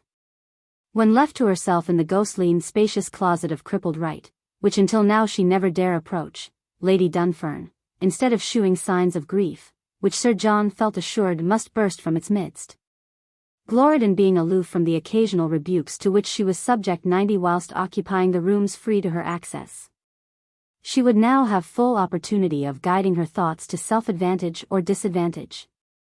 She felt free to try and act as she in any case would have done, regarding very little the shame brought on her husband by her intrigue with the tutor, whom she simply idolized, never once casting a thought on her infant, knowing well it would be passionately cared for. Oceans of thought took hold on her as she vacantly viewed the damp and darkened walls of her monstrous cell, now and then moving forward to inspect the many paintings of great and historic worth which hung from their lofty support, mostly all more or less resembling him who probably should ere long add to their number. Lady Dunfern allowed the weeks and months to pass unheeded until afforded ample opportunity of resorting to some means that might not alone free her from such death-like surroundings, but snap the chain of obligation in two which presently connected her with a husband she cared not for. She longed for the hour of flight from the dismal shelter under which she was doomed to dwell. She yearned for the days that had fled, and more so for her who had shared in their pleasure. She pined for him whom she so long lived to adore, and hesitated not to do so still. Could she only acquaint him of her husband's cruelty, how he might assist her in effecting her release. What could be done, she frequently asked herself, to brighten her future only a little? Could she possibly escape? She feared not. Every 2 hours that villainous woman entered during the day since first she was snared in the net of revenge and compelled to remain within its enclosures of shivering fear. Still, she never lost hope of flight, and cheered with the thought of future stratagem, she tried to remain somewhat consoled. Chapter 11. The trickling tide of fortune sometimes ebbs slowly. It meets with occasional barriers of boisterous worth, and reaches its haven of intent too often with obstruction. Its waters drip on the proud and humble, the mighty and pitiful, the meek and unholy, and refuse to overlook even the weary and careworn confined in the cell. It ceases not to store within its waters of wonder intricate windings of wealth and poverty, triumph and torture, joy and misery, and does not hesitate at any time to safely deposit its various burthens on the numerous beaches along which it must pass. When almost a year of Lady Dunfern's private imprisonment was about drawing to a close, she was beginning to partly believe the truth of her husband's dogmatic remarks. She had strongly been endeavoring during this time to arrive at some possible means of communication with Marjorie Mason, 93, her much-loved maid, whose services Sir John still retained, but every endeavor she yet formed proved absolutely vain. She often thought had she been attended by any of the household staff, only her on whom she never could dream to rely, she might have made good her escape long since. But being watched and visited so regularly by Rachel Hyde, she felt her task much more difficult of performance than at first imagined.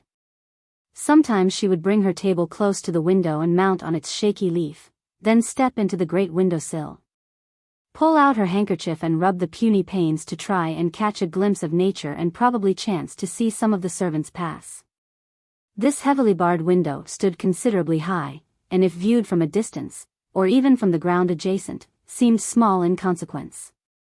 It was, therefore, very difficult for her to recognize one menial from another, yet she often imagined she could not be mistaken in perceiving a form in the garden, right opposite, that surely strongly resembled her favorite maid.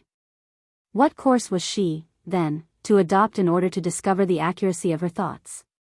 How could she manage to be positive regarding Marjorie's 94 appearance? She felt it almost miraculous to identify her who trod so far beneath her heightened gaze. Each day she resolved to mount the window at the same hour, believing her constant watching might through time convince her who the object of her anxiety might be. But the distance between them still remained the same, and ended with the same disappointing result. A thought at last crowned her precious efforts. She fancied if she could succeed in breaking one of the small window panes she could, with the aid of a telescope found in one of the drawers, define exactly who the maid might chance to be. The same hour each day found the eager mistress and anxious maid in their respective places, the former mounted on the window sill, the latter gazing pitifully towards the window of her mistress's hateful cell. But discernment was altogether impossible for Lady Dunfern, who was resolved not to be baffled much longer in ascertaining who the constant visitor was. Snapping from her finger an exquisite diamond ring, and studying which pane of glass would be least noticed, she arrived at the wise conclusion of extracting the lowest corner pane, which she cleverly and 95 effectually succeeded in doing. Wondering, first of all, how she would hide the opening from the cute eye of her who proved her only visitor, she placed her fleecy wrap carelessly against it, and resuming her seat, was persuaded fully to believe she had successfully accomplished the first step to her freedom. Rachel, arriving now with luncheon, failed to notice, or if noticed, to mention the article in the window.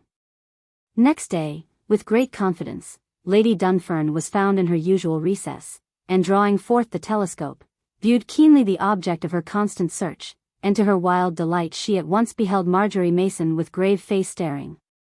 She fancied, at her. At last, her ladyship had achieved a mighty work, indeed, which she hoped would yet prove of more practical importance. It may be mentioned that Marjorie Mason visited the same plot of ground at the same hour every available morning since she was robbed of the pleasure of waiting on her mistress. Merely to get a glimpse of the window she knew must belong to her ladyship's haunt of hardship. And could honest Marjorie have only seen the handkerchief that every day was pointed to its little transparent enclosures, how she 96 would so gladly have waved hers in return. But other means had to be resorted to, through Lady Dunfern's great perspicacity, to try and establish a line of communication with one she could trust. This being now arrived at cast a world of grief from the mind of her who, under such a roof of suspense as that beneath which she existed, felt if aid were not forthcoming, she would shortly have to yield to the imperative command of the king of conquering divines. Who could now recognize the southern beauty of Dilworth Castle? Who could visit the once beautiful bride of Dunfern Mansion without naturally betraying signs of heartfelt sorrow? She who so often graced the assemblies of the proud and famous. She who adorned society with her majestic presence. She who, by her charming manner and elegant bearing, failed not to steal the affection of him who treated her so, was an object of abject commiseration where her conduct wasn't questioned. She was no longer the cheerful associate, the bright converser, the lively, robust IRENE IDDESLEIGH. She, the pride of her guardians, the once adored of her husband, the envied object of socialism, must bear to exist, though by any means within her power, not where she 97 existed presently. The next part to be enacted was to attract Marjorie's attention. This could easily be tried, and tying her cambric square firmly round the top of a small poker, she timidly sent it through the cavity, at the same time viewing Marjorie by means of her telescope. At first Marjorie was seen to shade her eyes with her hand, and move a little forward, then suddenly stop. She would again move slightly nearer to the wafting emblem of despair, and quickly advancing, until she neared the spot where best the snowy sign could be seen, instantly concluded that she must be observed by her ladyship.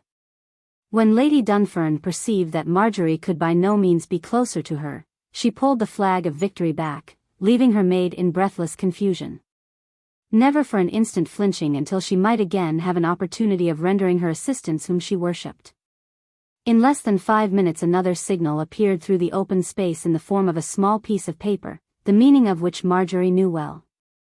It appeared to be making its way with wonderful alacrity towards her, who now was in nervous despair lest she should be detected by her master, or 98 some of the other members of his staff. At last the missive reached its destination, and, wildly grasping it, Marjorie loosed the cord, that was swiftly drawn back, and plainly written by her mistress's hand were the words, "To Marjorie, my trusted maid." Shrieking with delight, she pushed the note into her pocket, and, speedily hastening to the mansion, entered her own room. Securing the door from within, she instantly tore asunder the cover, and read with tearful eyes as follows. Room number 10. Dearest Marjorie and friend.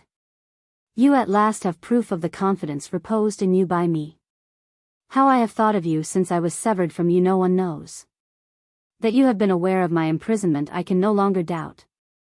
However, I shall not presently give you any particulars, but beg to say that if you could by any means you thought safe let me hear if you have ever received any letters from me from Oscar, I should ever feel grateful and reward you accordingly. My reason for such inquiry I shall explain further on. Dear Marjorie, keep this dark. Might I suggest that you slip a note under my door this evening at 5 o'clock precisely? This you can do I believe at this hour with safety. Trusting you are keeping strong, and hoping soon to thank you personally for such secret kindness. Believe me. Sincerely yours, Irene. To Marjorie. 99. This note was ample explanation of the confidence Lady Dunfern had in her maid. She well knew from previous experience how she could trust her, and felt assured she was not a victim to misplaced confidence.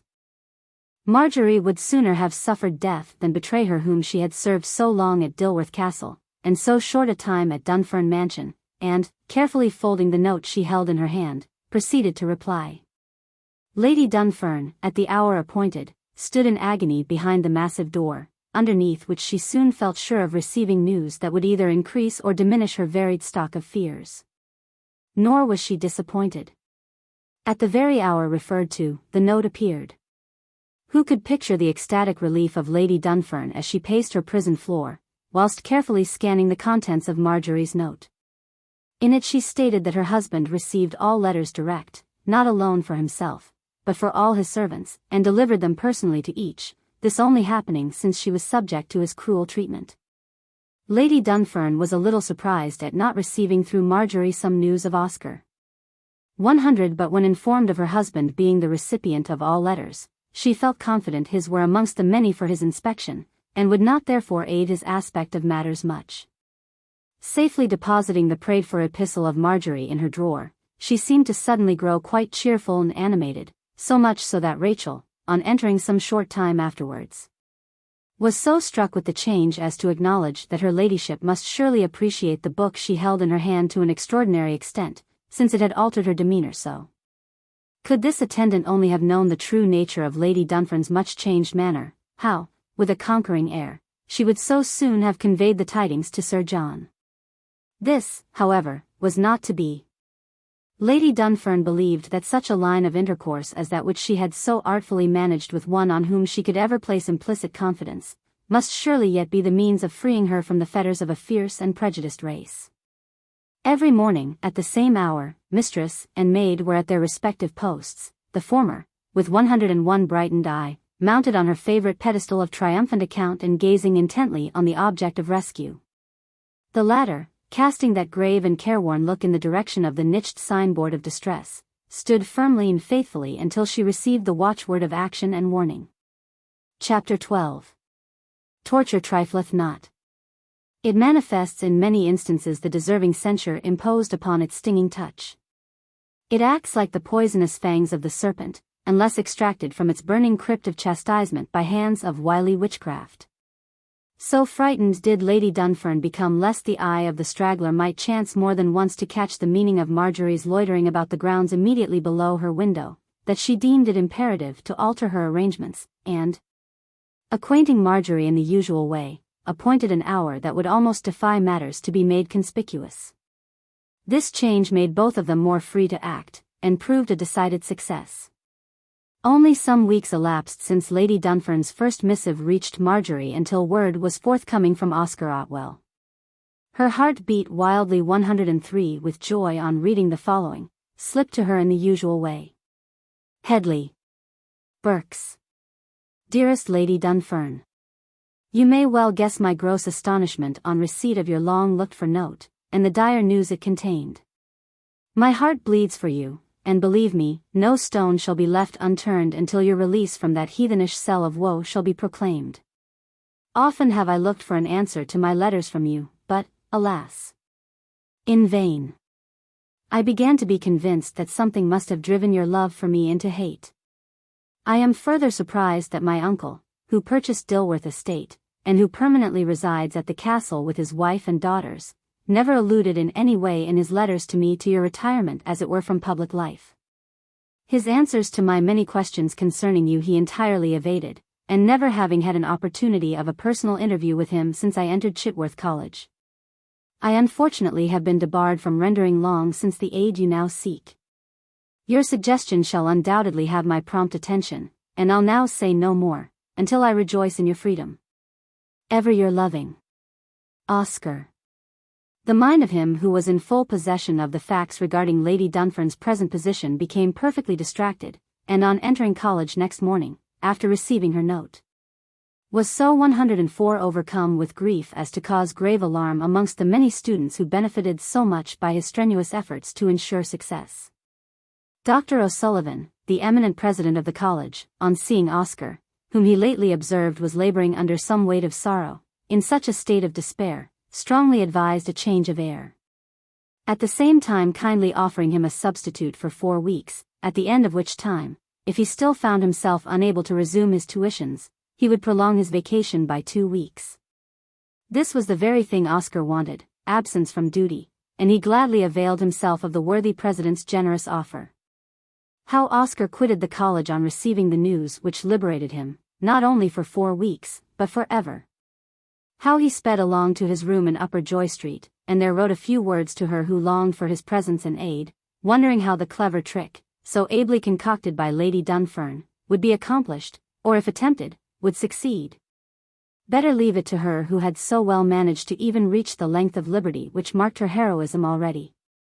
105 Lady Dunfern was busily engaged, during her hours of uninterruption, in marking notes, with great caution and clearness, on paper for Marjorie's use. And well guarded and guided must the steps be that should again lead her into the open field of freedom and health. The heavy rain beat furiously against the darkened window of Lady Dunfern's confined and much detested abode as Rachel approached her with supper on the night of December 24th.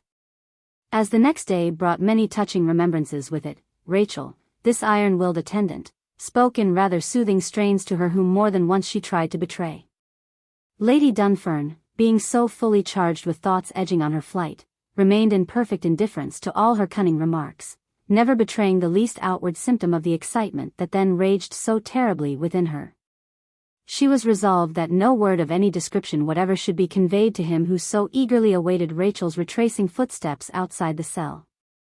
Prompted strongly by Sir John before entering, Rachel carried with her messages of a rather condoling 106 character, to be delivered to her ladyship in such pitiful phrases as to twist from her remarks for the use of him who feared that something dreadful was about to happen owing to a miserable dream he had only a couple of nights before. But Lady Dunfern was too watchful to allow even one word to escape her lips that might innocently convict her, and steadfastly guarding against the tongue of the treacherous maiden, remained in silence. The evil-intended Rachel lingered around the room fully 15 minutes, thus affording Lady Dunfern every opportunity of saying something, but all of no avail. And angrily snatching up the large silver tray, bounced out of the room, banging the great door after her, probably in order to frighten her mistress, but not a nerve did the rude and audacious act disturb. Turning the light very low, the confined woman slipped on tiptoe behind the defiant door, and heard faint sounds proceed from the adjoining corridor, the voices she well knew to be those of both her husband and Rachel. Her heart sank somewhat at the discourse that followed Rachel's recent visit, lest it might be concerning either herself or Marjorie. Or, worse still, she thought, relative to her intended 107 flight within 5 hours, which she earnestly implored should not be prevented. The voices, however, after a lengthy conversation, suddenly ceased, and gently moving to the fire, she sat quietly down to heat her icy limbs, that were almost benumbed with cold. The thoughts which she allowed to disturb her anxious mind she found were very numerous, the principal one being that of flight, which she trusted strenuously should be fully accomplished within the time specified. The first hour slipped in, the second moved round too, likewise the third. And, gazing in wild despair in the direction of her dainty jeweled watch, which she kept suspended from a trivial hook above the mantelpiece of richly carved oak, could scarcely refrain from tears. The smallest hand of her little timekeeper could not fail to show that the hour of 11 had just been reached. This was precisely the time all the household retired, including Sir John, on whose part it was not a case of command, but option. On this particular night the staff of servants was not so fully represented as usual. Marjorie Mason had not been amongst the number who sought sleep, 108, neither was it known by anyone whether or not she was in her own room. Immediately adjoining Marjorie's room was Rachel Hyde's, both of which it was Marjorie's duty always to keep in perfect order, thus affording the great friend of Lady Dunfern a daily opportunity of viewing the drawer in which the great key of her ladyship's room was at rest. It was a habit with Rachel to sleep with her bedroom door ajar, by order of her master, lest a fire might originate during the hours of repose, or burglars enter and carry with them some valuables of no slight worth or interest. About 10 o'clock, an hour before Marjorie's usual time to retire, she ably feigned a very severe attack of indigestion, and, trying to look as dejected and sick as she could in consequence, requested that she might be permitted to go to her own room for the night. A request which Rachel readily granted, as Marjorie and she always travelled by the express train of friendship. Rachel added that she would act in her stead by clearing her master's supper table herself. No sooner had Rachel granted Marjorie's request than she dashed up the many and winding steps of 109 ascent until she reached the object of her premeditated scheme by boldly entering the housekeeper's room and taking therefrom the choicest treasure it contained, namely, the key which was so soon to prove the nature of the severe illness she so capitally assumed. Rachel, on entering the room in which Sir John sat, was quickly asked where Marjorie was, and after satisfying him as to her illness, she hastily removed the articles used at supper, and repaired to rest. When passing Marjorie's door, Rachel tapped lightly, and failing to gain admission, called on her to admit her with a cup of hot milk. Still no reply came from within. Then, slowly turning the handle, she tried to admit herself without awaking Marjorie, feeling sure that she must be sound asleep. It was only during her third attempt to seek entrance that she found the door locked. Moving into her own room, she muttered something that did not distinctly reach the ear of her who was safely secreted underneath the housekeeper's bed. Divesting herself of her clothing, Rachel soon put herself in a position to guarantee slumber. She wrapped herself well within the fleecy folds of nature, and in less than 110 minutes was safely sailing in the boat of dreamland. Marjorie, for it was she who lay stretched under the bed of her who never at any time doubted her word or actions, when fully convinced of Rachel's safe retirement, crept along the carpeted floor on hands and knees, carrying with her the key to victory. Proudly and much agitated did Marjorie steal her way along the many winding corridors of carpeted comfort, until at last she came to the bottom of the ghost-like marble steps which led to her mistress. And swiftly running up the icy heights, until reaching the door of danger and bloodthirsty revenge, she, with the caution of a murderess, thrust with great and exceptional care the key into its much-used opening, and heroically succeeded in gaining admittance. Behind the door lay Lady Dunfern, as if dead. With great presence of mind Marjorie locked the door from within, struck a match, and tried to light the lamp, which had been extinguished not long before. This with difficulty she nervously did. Then, turning to her mistress, whose changed countenance was a sight Marjorie never forgot until her dying day, she tried every effort to arouse her who so soon was likely 111 to track the path of powerful pursuit. It was fully some minutes until she saw the faintest glimpse of animation, and gently raising the shadowy form in her strong arms, used every means in her power to quickly prepare her for the most trying part of all. At last Marjorie's efforts were completely baffled. And knowing it was approaching the time at which Oscar was to be in readiness at the gate farthest away from the mansion, that was seldom or never used, the poor trembling girl had now enough to bear. She believed the cup of sorrow had been drained to its last dregs, still she hoped on, never giving place to the remotest trace of doubt, being fully assured of achieving the topmost tier of triumph. Lady Dunfern had, through pure fear of being caught in her adventure, stood an hour or so behind the door before Marjorie's welcome steps were heard. And momentarily on hearing her trusted maid's nimble tread make such rapid strides towards her release was with overjoy so quickly stricken down, at a time when twofold energy was most required, that she utterly failed to regain the slightest strength. And in this sad state her helper found her.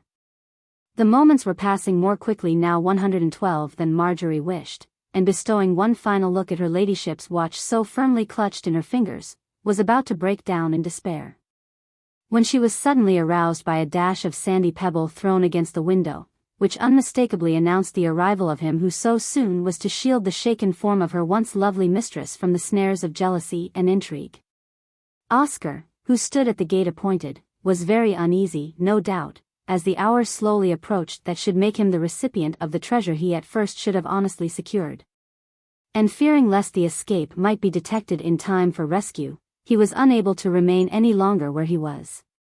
Mounting the iron gate, he soon flung himself over its speary top, and hurriedly making his way towards Lady Dunfern's window, where he perceived the dim light, he announced his arrival in the manner described.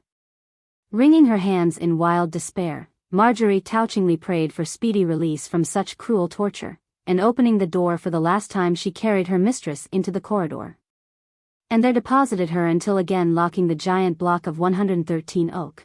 Then she lightly tripped down the ashen steps, along the corridors, until at last she reached the open door of Rachel's room. Pausing for a moment lest the housekeeper might be awake, she satisfied herself this was not so. She then courageously entered and safely deposited the key in the exact spot whence she took it, retracing in a wonderfully quiet manner her shaking footsteps until arriving to convey her precious charge to a place of safety. Clasping Lady Dunfern once more in her arms, she crept down the chilly steps of fate along the well-padded paths of tapestry, down numerous flights of wiry carpeted stairs, until finally reaching the lofty hall, where she paused for an instant. Being a complete example of exhaustion, and dreading the least delay, approached the door with safety.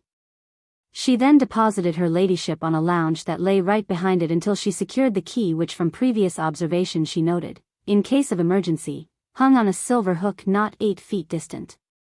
With the air of a duchess, Marjorie dashed open the outer door, at the left wing of the building, and, with her liberated load of love, swept forever from its touch. Blowing faintly a whistle she bought for 114 the purpose, she soon was released of her charge by him who instantly appeared to shield them both from the breezy blast which bitterly swept that night o'er hill and dale. Taking Lady Dunfern in his arms, Oscar paced the broad and pebbled walks, speedily arriving at the spot where stood a vehicle in readiness to convey them to their destiny. Not a word was spoken by Oscar, neither did Lady Dunfern betray the slightest symptoms of recovery until safely driven to the pretty home Oscar had previously arranged for her rescue, some 20 miles distant from Dunfern Mansion.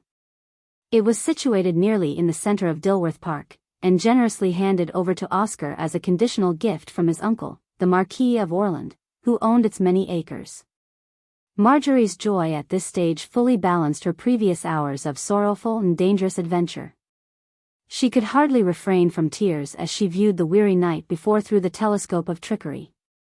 She seemed confident of having performed a great and good work by liberating from the pangs of emotional imprisonment the weak and forlorn, who so soon would have been 115 ordered to separate herself from a closet of chastisement to enter the home of joy everlasting, which ever has its door of gladness open to the ring of the repentant and contrite.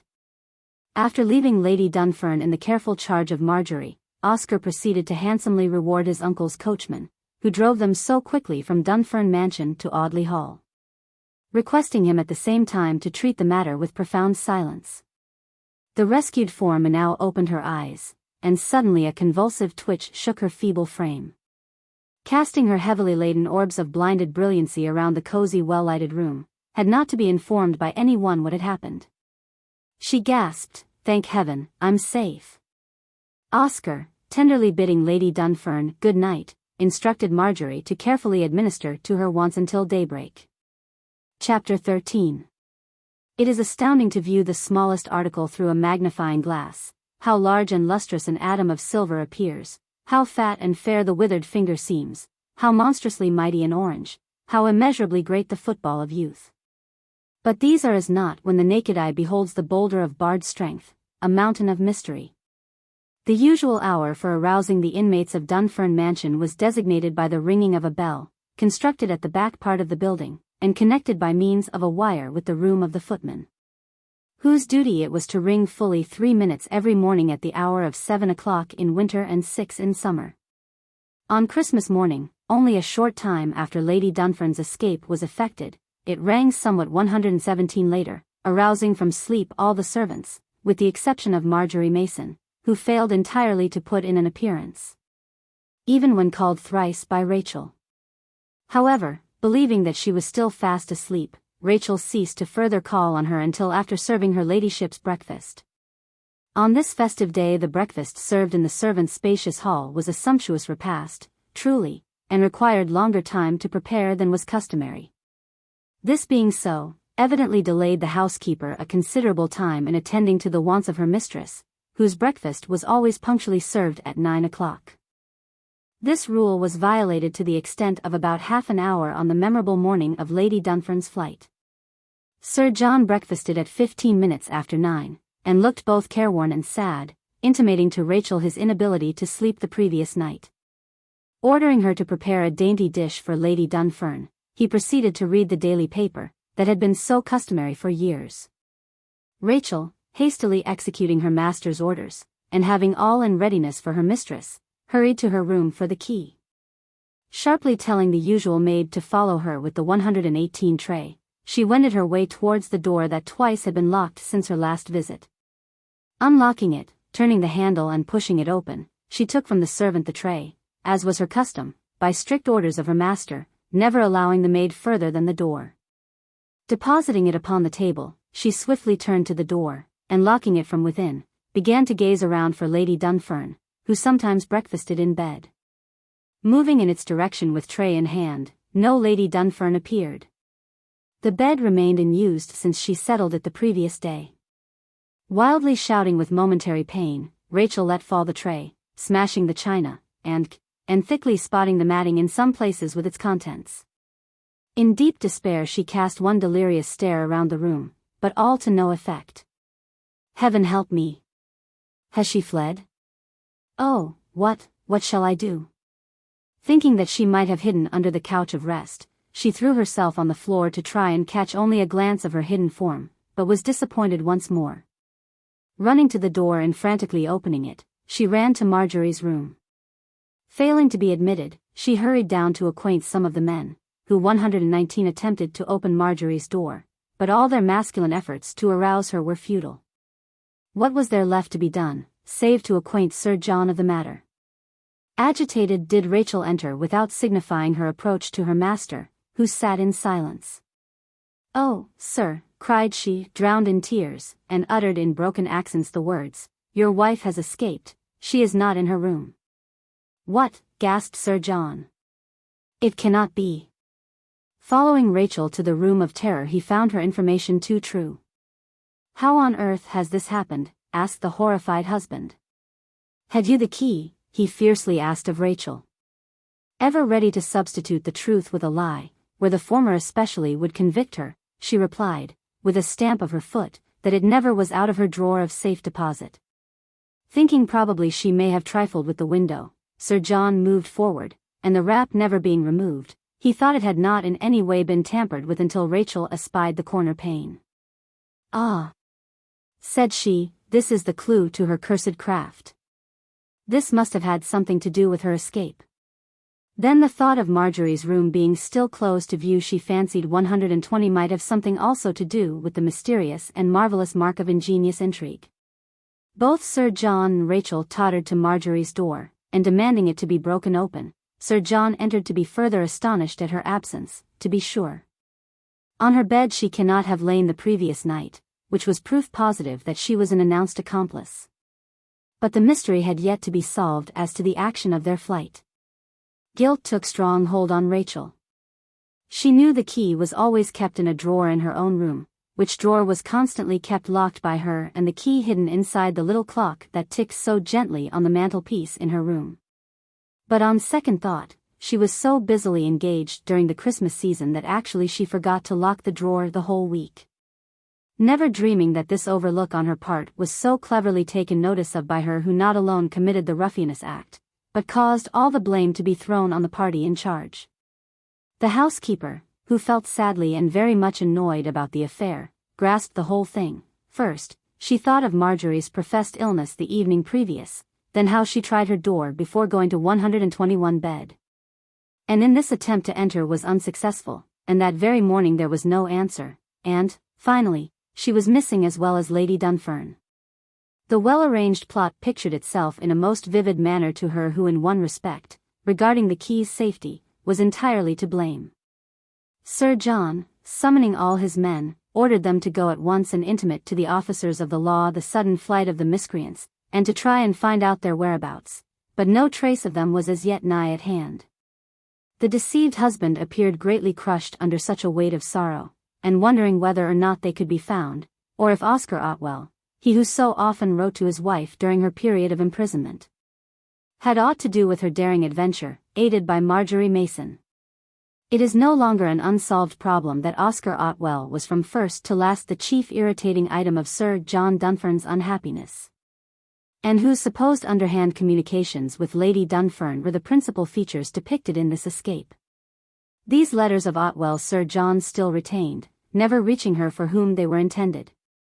122 opening his large davenport that stood close by, he extracted therefrom all the letters of the vaguish tutor, and coming to the one received lastly, found it bore the address, Chitworth College, Headley, Berks. This was so much information regarding the rascal who was the sole means of separating Sir John Dunfern and his wife. The husband, paralyzed with sorrow, instantly wrote to Dr. O'Sullivan, the president of the college, who in youthful years was his most intimate acquaintance, and whose name appeared so often in Oscar's letters.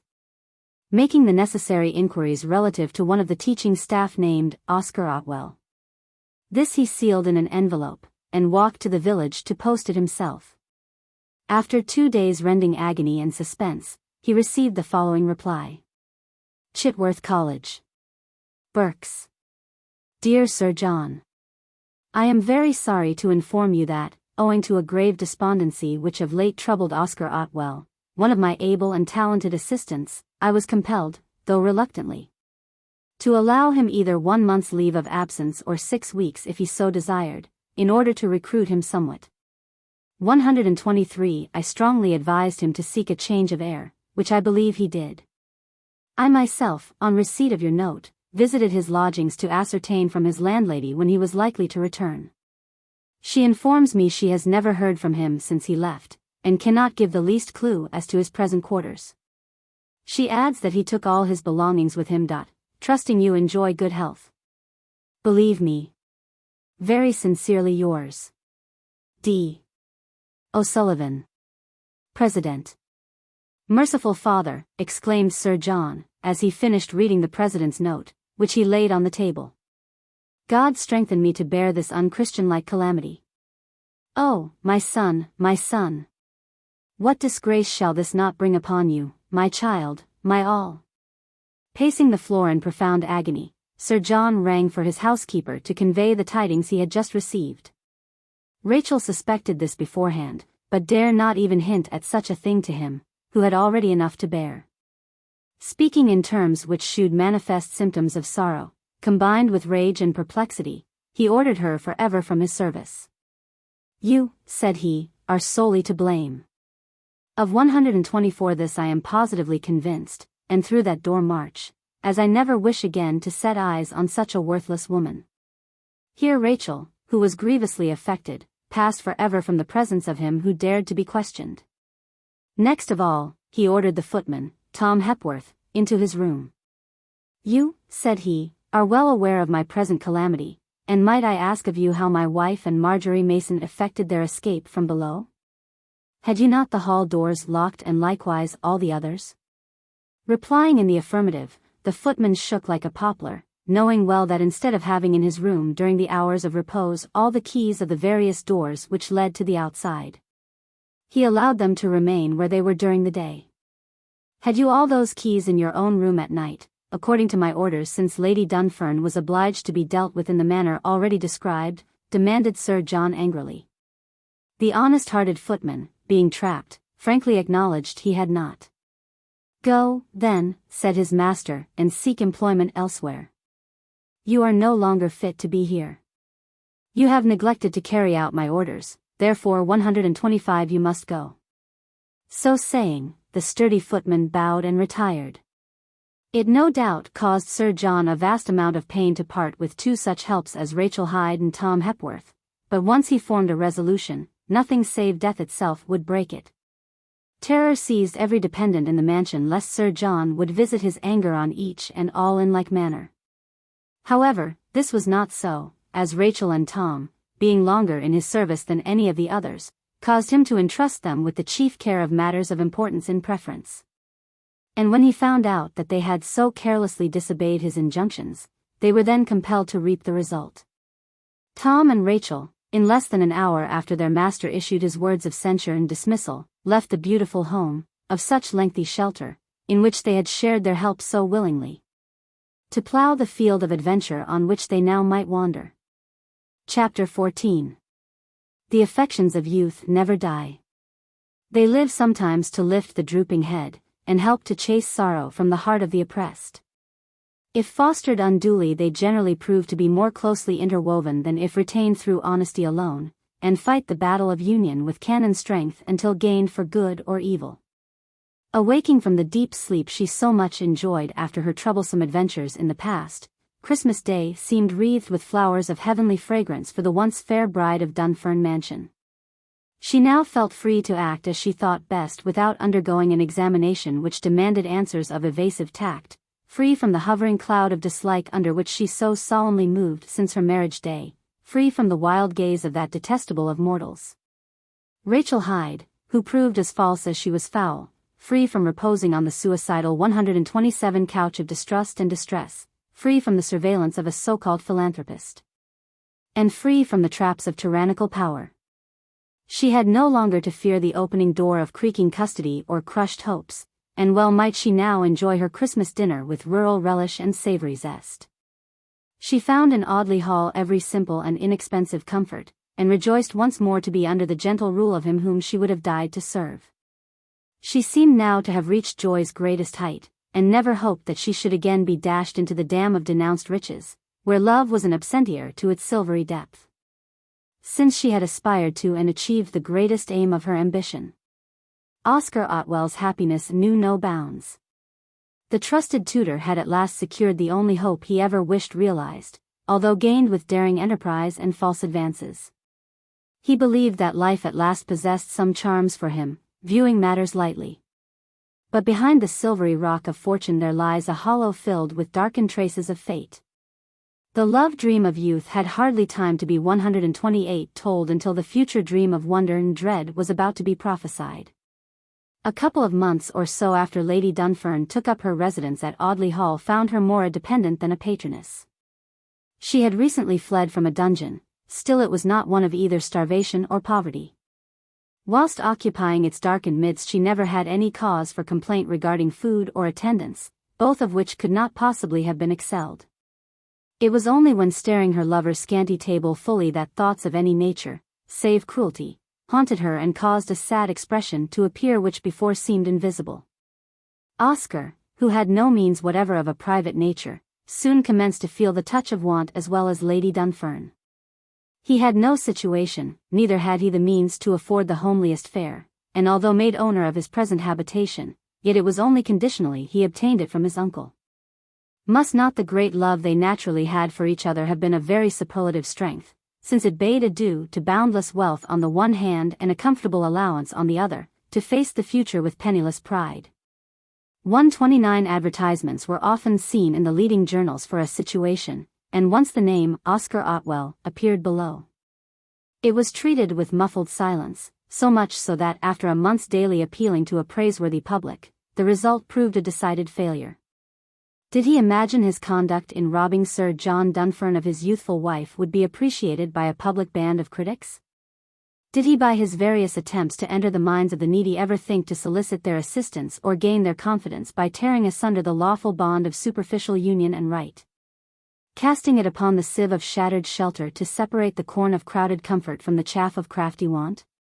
Oscar Otwell, whose literary abilities were proved beyond doubt, and which were the sole source of his existence, was, by his conduct and craving desire, driven into the pit of trifling tenure and allowed to lie dormant until again aroused in a clime to which he soon must wend his wasted way. It was now that the heated passion of youth's folly became abetted as Oscar was beginning to near his purse's wrinkled bottom, and failing in his 130 strenuous efforts to secure a tutorship, was smartly made to feel that he must visit a land of strangers, where height of ability and depth of character were alike unquestioned. It was at this stage, too, that Lady Dunfern was made to taste of the dish of fanciful wish in which she often dipped her slender fingers to sprinkle her body of dishonesty. She got time now to brood over her actions of silly execution and hatch them with heated hunger. The orphan, the pampered, the honored was at this period the deluded, the mocked, the hungered. This was only the beginning of what must follow. And where did the blame attachable rest? But on the shoulders of her who had edged the road of unreasonable revenge, and stripped herself of the covering of coveted cost to array herself in linen of loose lore and lengthy wear, and die, it may be, on the wayside of want. The shaft of poverty still kept striking the inmates of Audley Hall, until forced to withdraw its clumsy blow. There was evidently now plenty of scope for the talent of the learned Oscar to develop. He must plan how to arrive at an idea that would bring to the occupants of his temporary home the necessaries, 131 of which they stood immediately in need. Failing in his efforts to gain one step towards relief, Lady Dunfern advised the disposal of Audley Hall privately, which, she strongly hinted to Oscar, was their only path of safety from the door of starvation. To this suggestion she succeeded in gaining his consent. He accordingly, acting upon her advice, wrote to Dr. O'Sullivan, president of Chitworth College, intimating to him his present circumstances and intention, and begged of him to use his best efforts in sending him a purchaser. The sale to be kept strictly private for reasons which, presently, he felt too delicate to explain. In a week or so after, a gentleman was seen approach the door of Oscar's home, and making the necessary inquiries regarding the price Oscar meant to accept for it, offered the sum of £1,000, which, needless to say, was gladly accepted. The purchaser was rather an elderly gentleman, with chiseled features, tall and straight, and seemed to have borne the melting heat of a far-off clime to a large extent. He informed Oscar that being a retired army pensioner, named Major Iddesley, 132, he chose to leave the foreign land in which he sojourned for upwards of 35 years and reside in his native county, adding that he was a widower, having had 2 sons, both of whom predeceased him, and preferred a home of his own rather than take up quarters he could not solely claim. He went on to say he had an only brother, a colonel, who formerly resided at Flixton, a quaint little town on the east coast of Kent. He had not heard from him for many years, and was resolved on arriving in England to lose no time in finding out his whereabouts, and, much to his grave disappointment and vexation, he was informed, whilst staying for a few days with President O'Sullivan, that he and his wife had long since been dead, leaving an only daughter, of whom he was now in earnest pursuit. Oscar's deadly countenance during the latter part of Major Iddesleigh's remarks filled the mind of the purchaser of Audley Hall with thoughts of wonder, and on casting a sharp and penetrating stare at her who passed as Oscar's wife, he was similarly struck with intense awe at the sudden change that swept over her handsome face. Her brain whirled with dire excitement on being 133 at last informed of him who for years previous she considered had been a member of the missing majority. Great and merciful Forgiver! Thought Lady Dunfern, am I at last face to face with Major Iddesleigh, whose name has been so often the subject of conversation with both Lord and Lady Dilworth? Gathering her thoughts and submitting them to subjection, she tried to subdue her shattered nerves and lock them under proper restraint, until her uncle should safely be out of sight on his way back to the home of the kind-hearted president of Chitworth College. She had not, however, the slightest thought of making him cognizant of the fact that she was the proud and lovely daughter of his brother, the late Colonel Iddesleigh, the once adored wife of the widely respected and generous owner of Dunfern Estate, and now the tempted tool of emigration. She prayed in her bewilderment that she might escape unknown to him, rather than make him aware of the disgrace into which her past conduct had unmistakably plunged her. Bidding Oscar and her adieu, Major Iddesleigh left what was to be his 134 future home, and returned to Dr. O'Sullivan to acquaint him of his purchase. Before he had even reached the college on his way from Audley Hall, Oscar Otwell, Lady Dunfern, and Marjorie had booked for New York, on board the Delwyn, and when the worthy president was informed of the purchase. The dashing waves of Atlantic waters were raising themselves to a considerable height before the eyes of the fugitives, who nervously paced the deck of danger in despair and deepest thought of their foul transaction and Major Iddesley.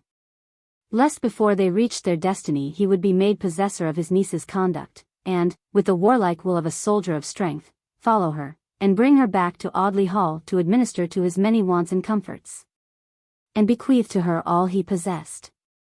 Nor did Oscar Otwell, whose nerves were reaching their shaky height, feel free until safely ensconced in a trim little cottage on the outskirts of Dobbs Ferry, some miles distant from the suburbs of New York. Oscar's first thought, after being quietly settled in his new home, was to bind himself for life to be the husband of her who had risked so much to bring 135 him the joy he long sought after. And within 1 month after their safe arrival in New York borders, the pretty little church, situated at the east end of Dobbs Ferry, was the scene of a charming group of wealthy sightseers and warm admirers of the handsome bride of Oscar Otwell, who had lately regained some of her former spirits, which enlivened her to a pleasing extent, and manifested signs of joy where lines of sorrow so lately lived. It was for this celebration that Lady Dunfern arrayed herself in the gorgeous gown of purest duchesse satin, which bore such a train of past remembrances. Why its puffs of pearly wealth surrounded her well-formed figure on the celebration of her marriage with him who long ago should have claimed its shining folds, may be considered mysterious. But in this, as well as in many other instances, the busy brain of Marjorie Mason was prime mover. During Lady Dunfern's confinement in the mansion over which she unjustly was appointed mistress, Sir John Dunfern, never suspecting the maid of her on whom he was driven to lavish micre, appointed Marjorie mistress of her ladyship's 136 wardrobe. And it was during her term of office that she stole from its midst the box containing the beautiful Parisian outfit which failed to put in an appearance on Lady Dunfern's previous wedding day. This Marjorie kept, until safe in the shady cot of comfort which encompassed within its wooden walls the trio of adventure. Lady Dunfern resolved that this gown should be kept a prisoner until either worn with a face of happiness and prided ambition or never worn at all. On entering the church on the morning of her marriage with Oscar, how every eye was turned towards the beautiful woman whose radiant smile gained the hearts of each and all of its occupants. There she stood before the holy altar with calm resolution and undaunted fear, and her elegant bearing and manner throughout the trying ceremony were thoroughly appreciated by the assembly. Oscar bore slight traces of nervousness throughout the oratorical ordeal, and was rejoiced indeed as he turned to leave the scene of such outbursts of praise, taking with him her who was to be his coveted partner for life. Her, whose footsteps he so often worshipped in days gone by, her, who entered into 137 treaty legally with a man she never could learn to love. Her, whom he now claimed as his own, and for whom he stumbled over many an awkward and winding stile, until at last his footsteps had reached the path of level tread, on which he hoped to travel until his journey would be ended to that distant land where strife is a stranger. Chapter 15. The wealthy, the haughty, the noble must alike taste of disappointment. They court ideas whilst surrounded with bountiful store to be fostered and fed with heaven-bordered hopes which nothing save denial could thwart. The meek, the humble, the poor share equally in its visitation, and learn not to frown at its unwelcome intrusion while they bear the load of blighted hopes with unshrinking modesty.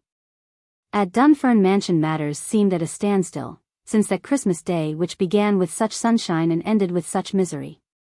Energy had fled from the able-bodied staff of servants who occupied its rooms of plentiful repast. Each and all of them seemed as if death had entered their midst and snapped from amongst them their sole support. Was it because of Rachel Hyde's hasty departure? No. They had now no domineering inflictor of 139 petticoat power to check their honest actions or words. No eyes of dreaded terror viewing through spectacles of sin their little faults, and submitting them, in exaggerated form, to the ear of him who now lay so dangerously ill. No false face masked in Brosson mold, nor tongue of touchy cut to divide their friendship. Rachel Hyde, whose word, nay, look, was law, was driven from the presence of him who too long was blind to her false approaches, and who always treated her with more leniency and consideration than she really deserved. never again to mount a pinnacle of trust and truth, or share in the confidence of such a just and true specimen of humanity as Sir John Dunfern. She had been made to reap the crops of cunning falsehood, sown so oft in the fields of honor and true worth, and pocket the result of their flimsy income.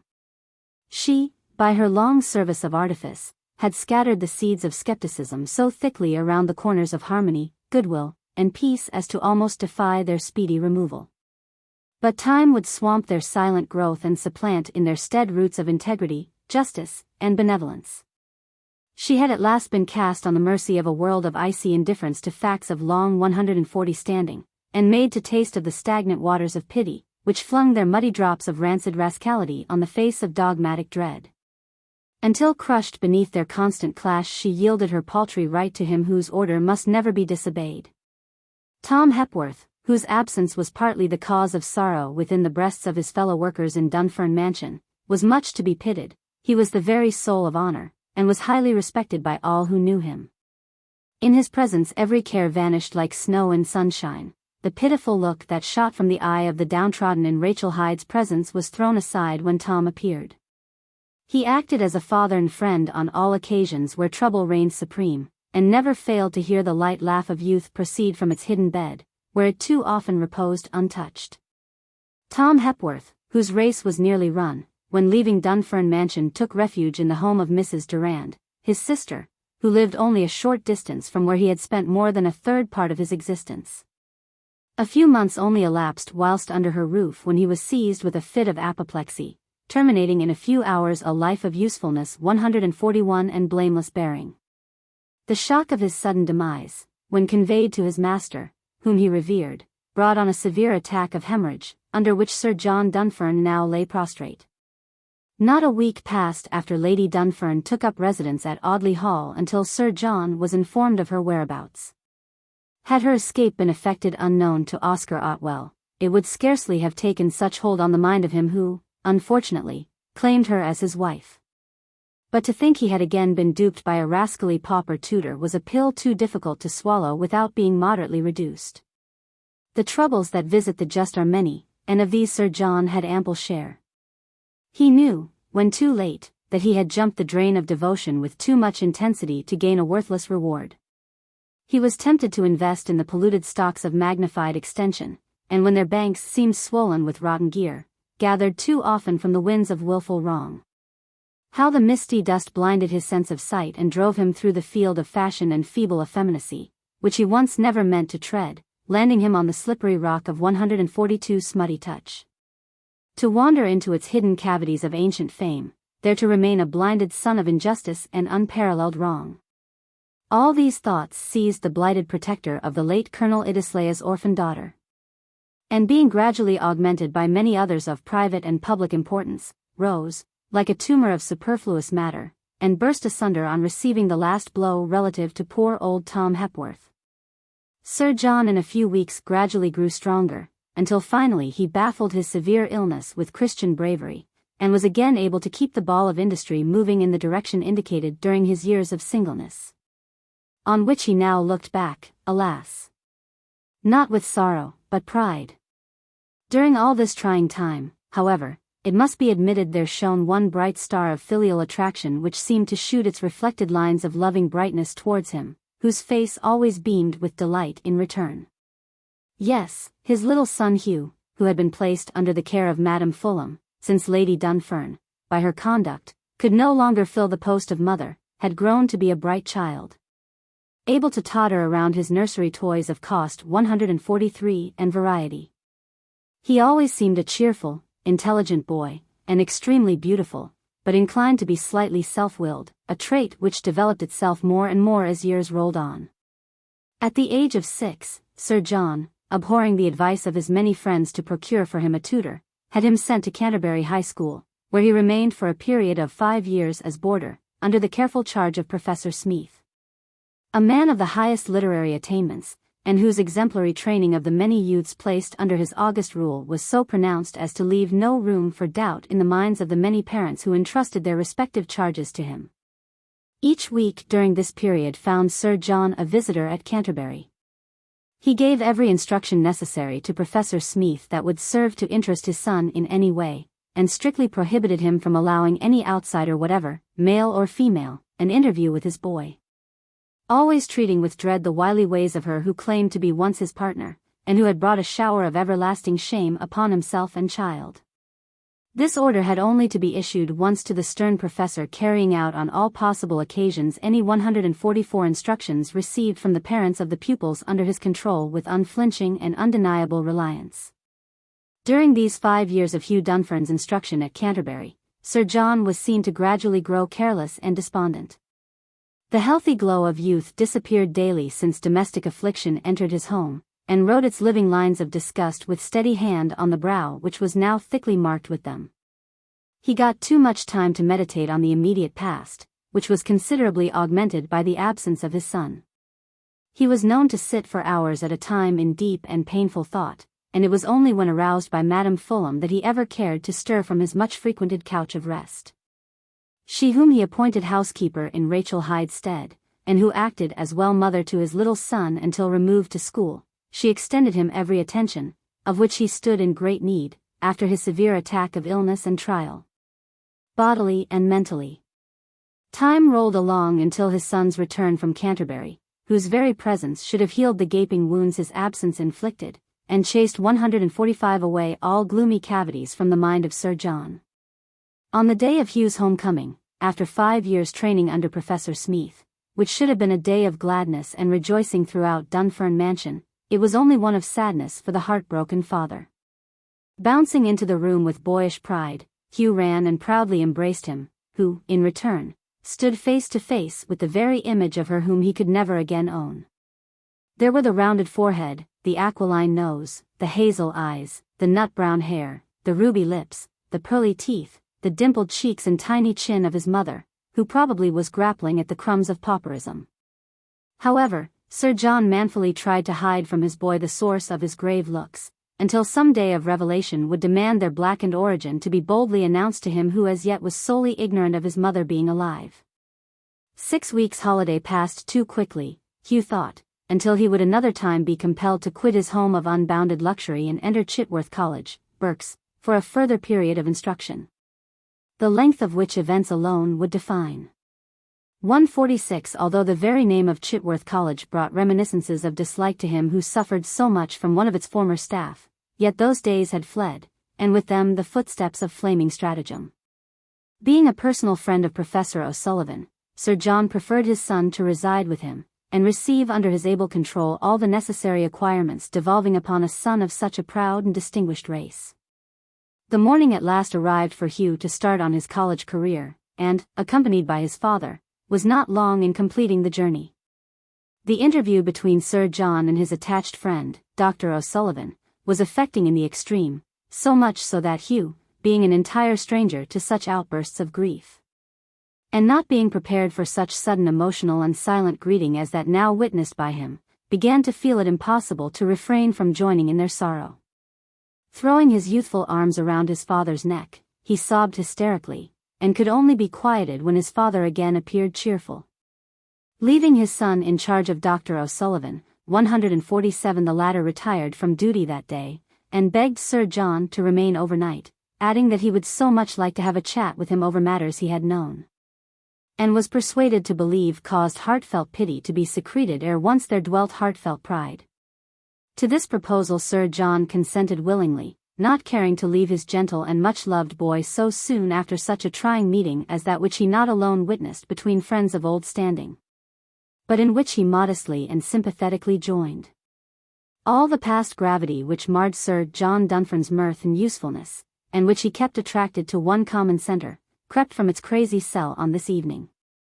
So soon as dinner was over the President and Sir John retired to a room of seclusion, and the intense relief it gave the trodden and blighted messenger of manhood to at last have a friend in whom he could confide no one could half imagine.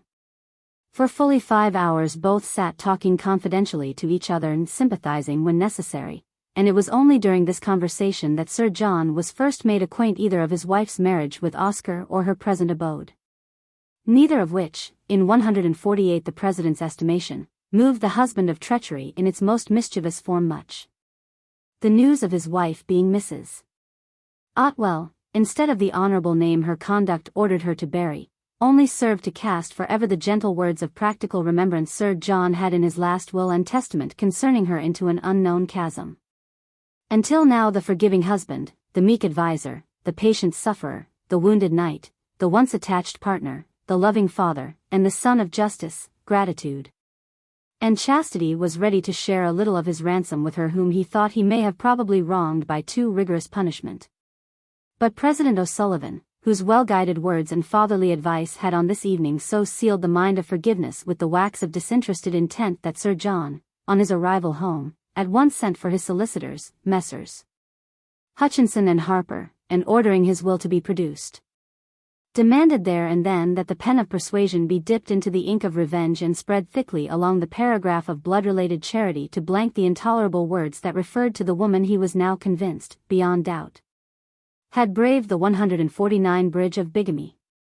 Some slight alterations, in consequence, were necessary to be made, and these being righted, the will of Sir John Dunfern remained a prisoner until released on the day of execution, which as yet could not possibly be named.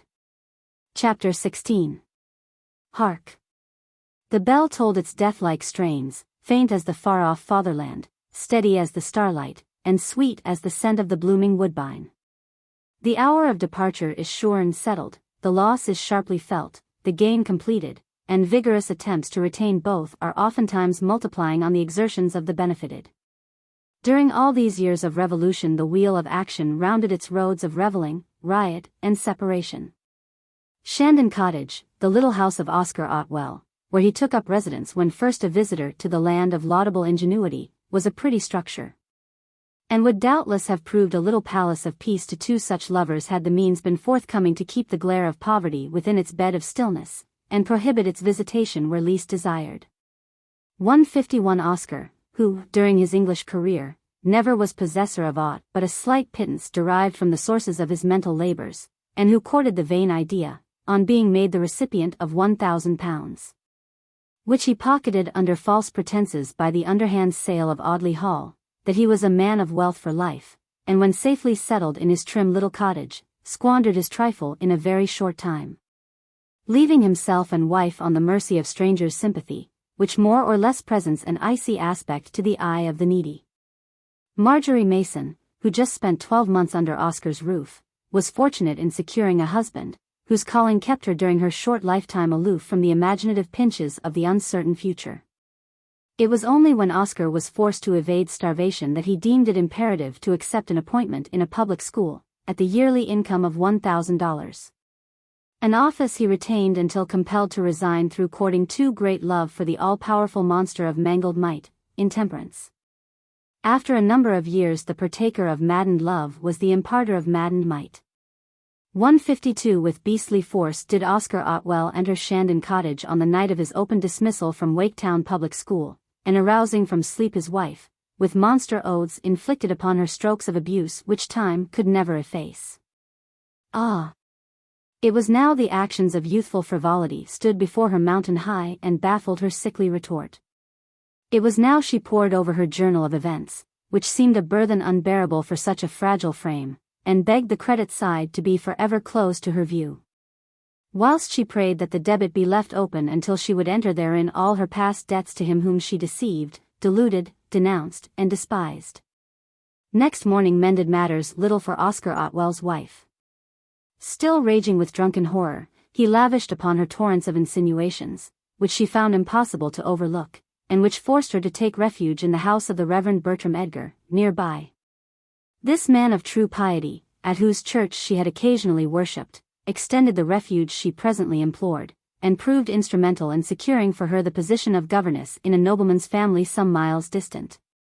153 Disposing of all the household effects, Oscar pocketed their dainty worth, and left Shandon Cottage in earnest pursuit of his wife, intending to again return to their native county in England. His various inquiries regarding her whereabouts proved vain as the vanishing shadow of Venus, and finally, when completely overcome with sober thoughts of his riotous conduct towards the loving and faithful object of his choice, who had risked so much for him, he cursed his very existence. A few weeks found him in utter destitution, without either house or chattels to illegally dispose of in case of emergency, and line his pockets of pauperism with coin of dishonest stamp and flashing forgery. Unsuccessful in his worthless attempts to further manifest a standing in the literary world, and being driven almost crazy in his eager efforts to ascertain whither his wife had bent her footsteps, he, in a moment of madness, resolved to resign himself to that ever-anxious defender of satanic rights who prowls about in ambush until safely securing his prey with the crooked claws of callous craft.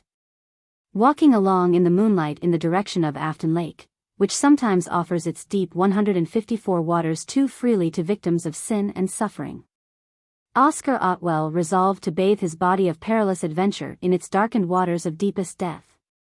Never more to face the troubles and trials of weak man and share them with weaker woman, never again to approach the wife of his bosom with language of lowest type or lift to her the hand which he so often had sworn should extend her the aid she now must seek.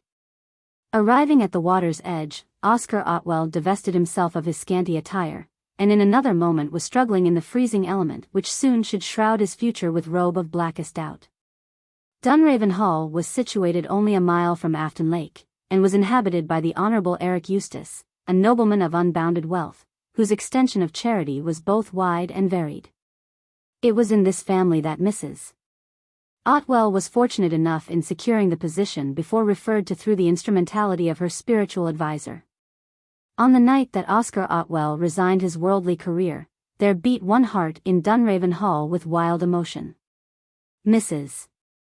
Otwell, retiring to bed 155 as usual, found sleep had altogether fled, and rising from her springy structure of restlessness, dressed herself and paced the bedroom floor enveloped in dread. She was convinced something was about to happen, and struggling in her great efforts to baffle the fear that haunted her night and day lately, she resolved, so soon as daybreak peeped its cheerful face through her window, to take a walk along the road in order to cast her fears upon the highway of forgetfulness. Wrapping herself in her warmest cloak, she soon was found walking rapidly along in silence on the road that swept round Afton Lake. She had not gone far when people were seen to mount the fence that conducted them to the nearest point of its watery expanse, which lay about 50 perches from the main road.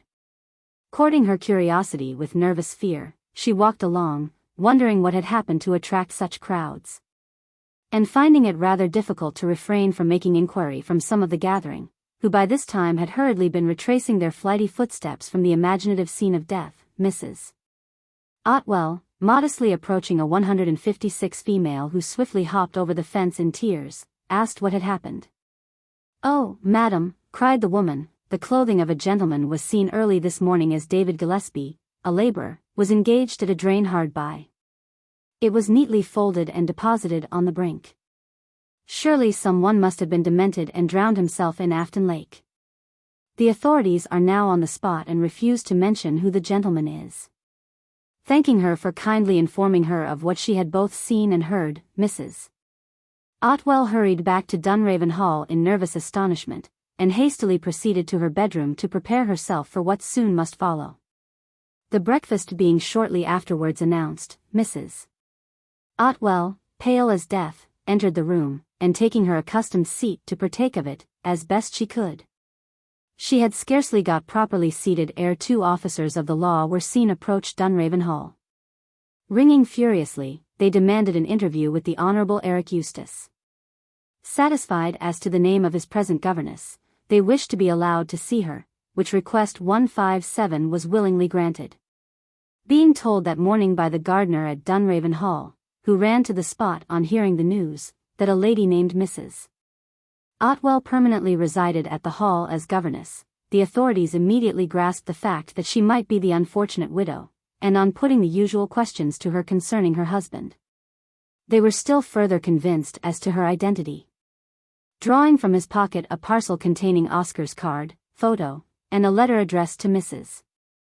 Oscar Otwell, the officer in charge asked her to read it aloud, which she did in a rather trembling voice, without betraying such signs of grief as anticipated.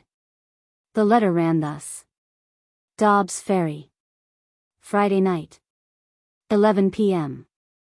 Dearest Irene and wife, should ever this reach your length, I trust you will pardon me for the rash act I am about to commit.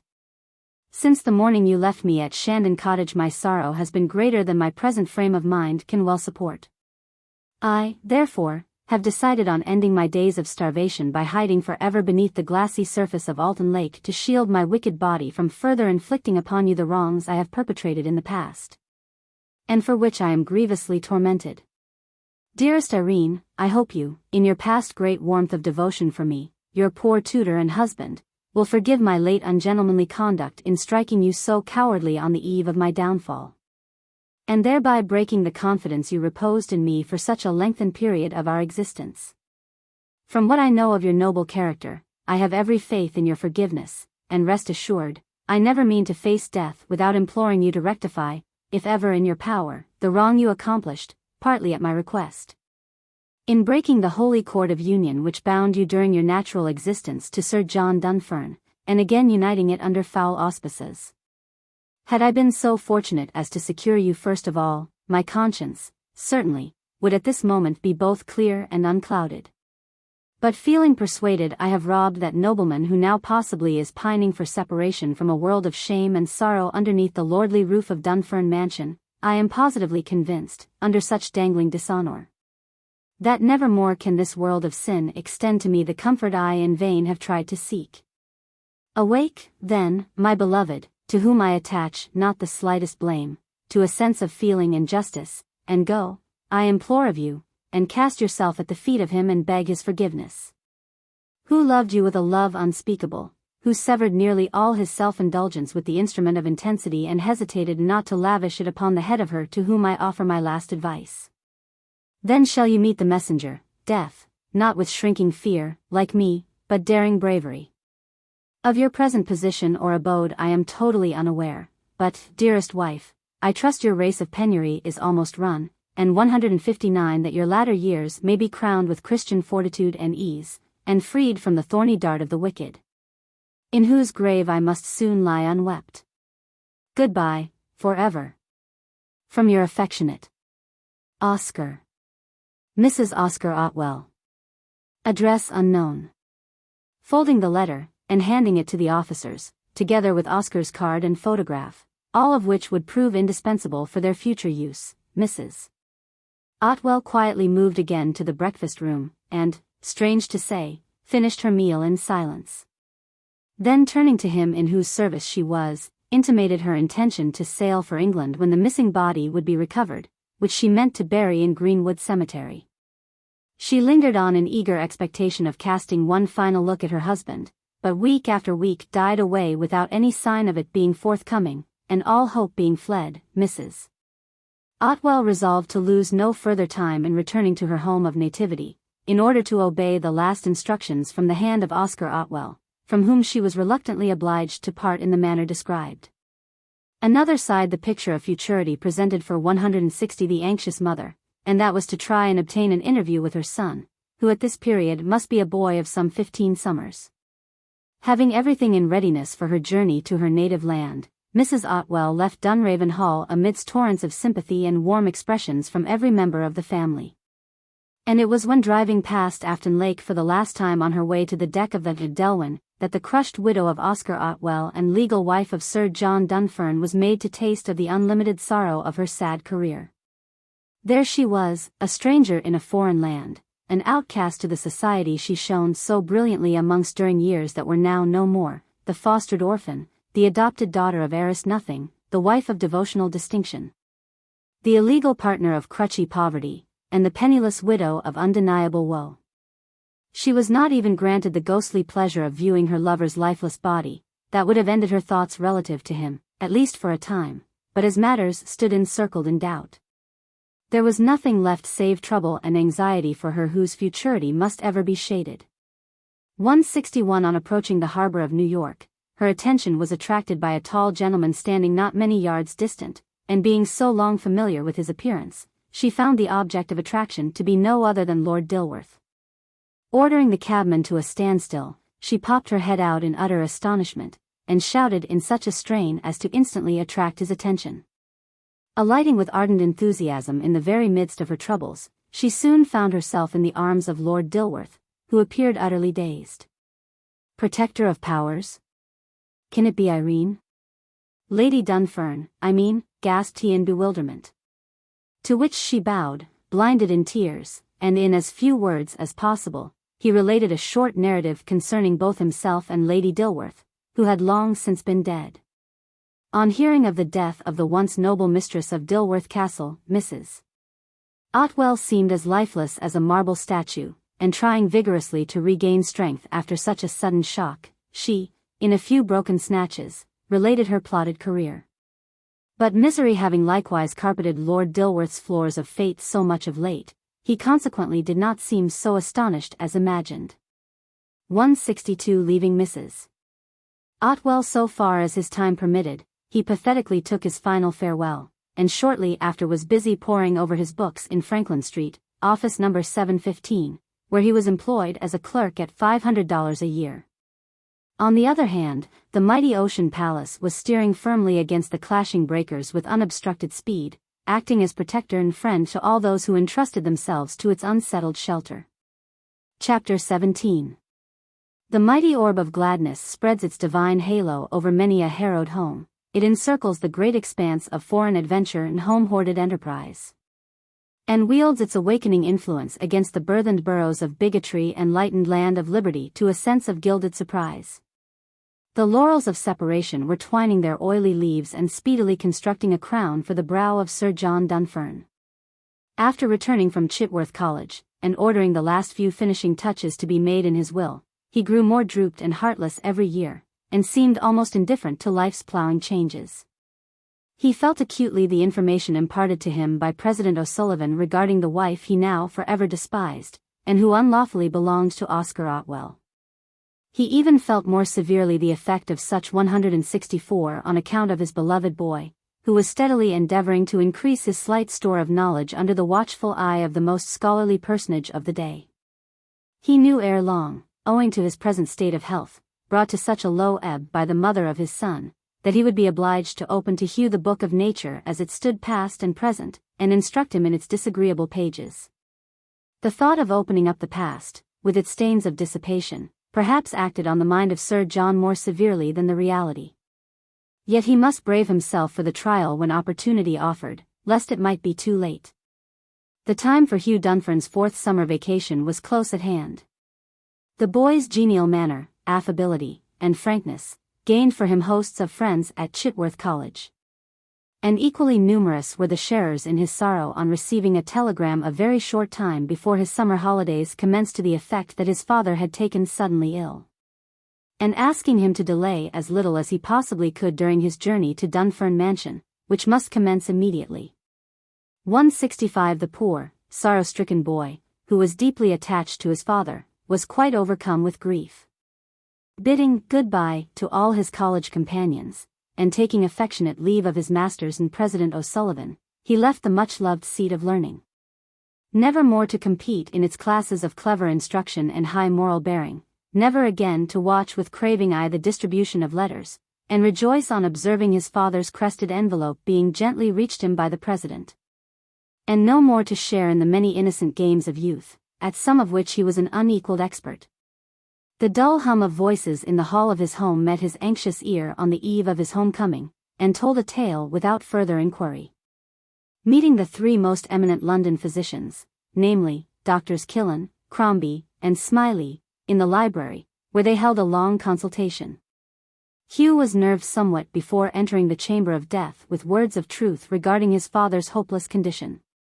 And, on moving quietly to his father's bed, how the lad of tender years was struck with awe at the bleached resemblance of what used to be a rosy, healthy father.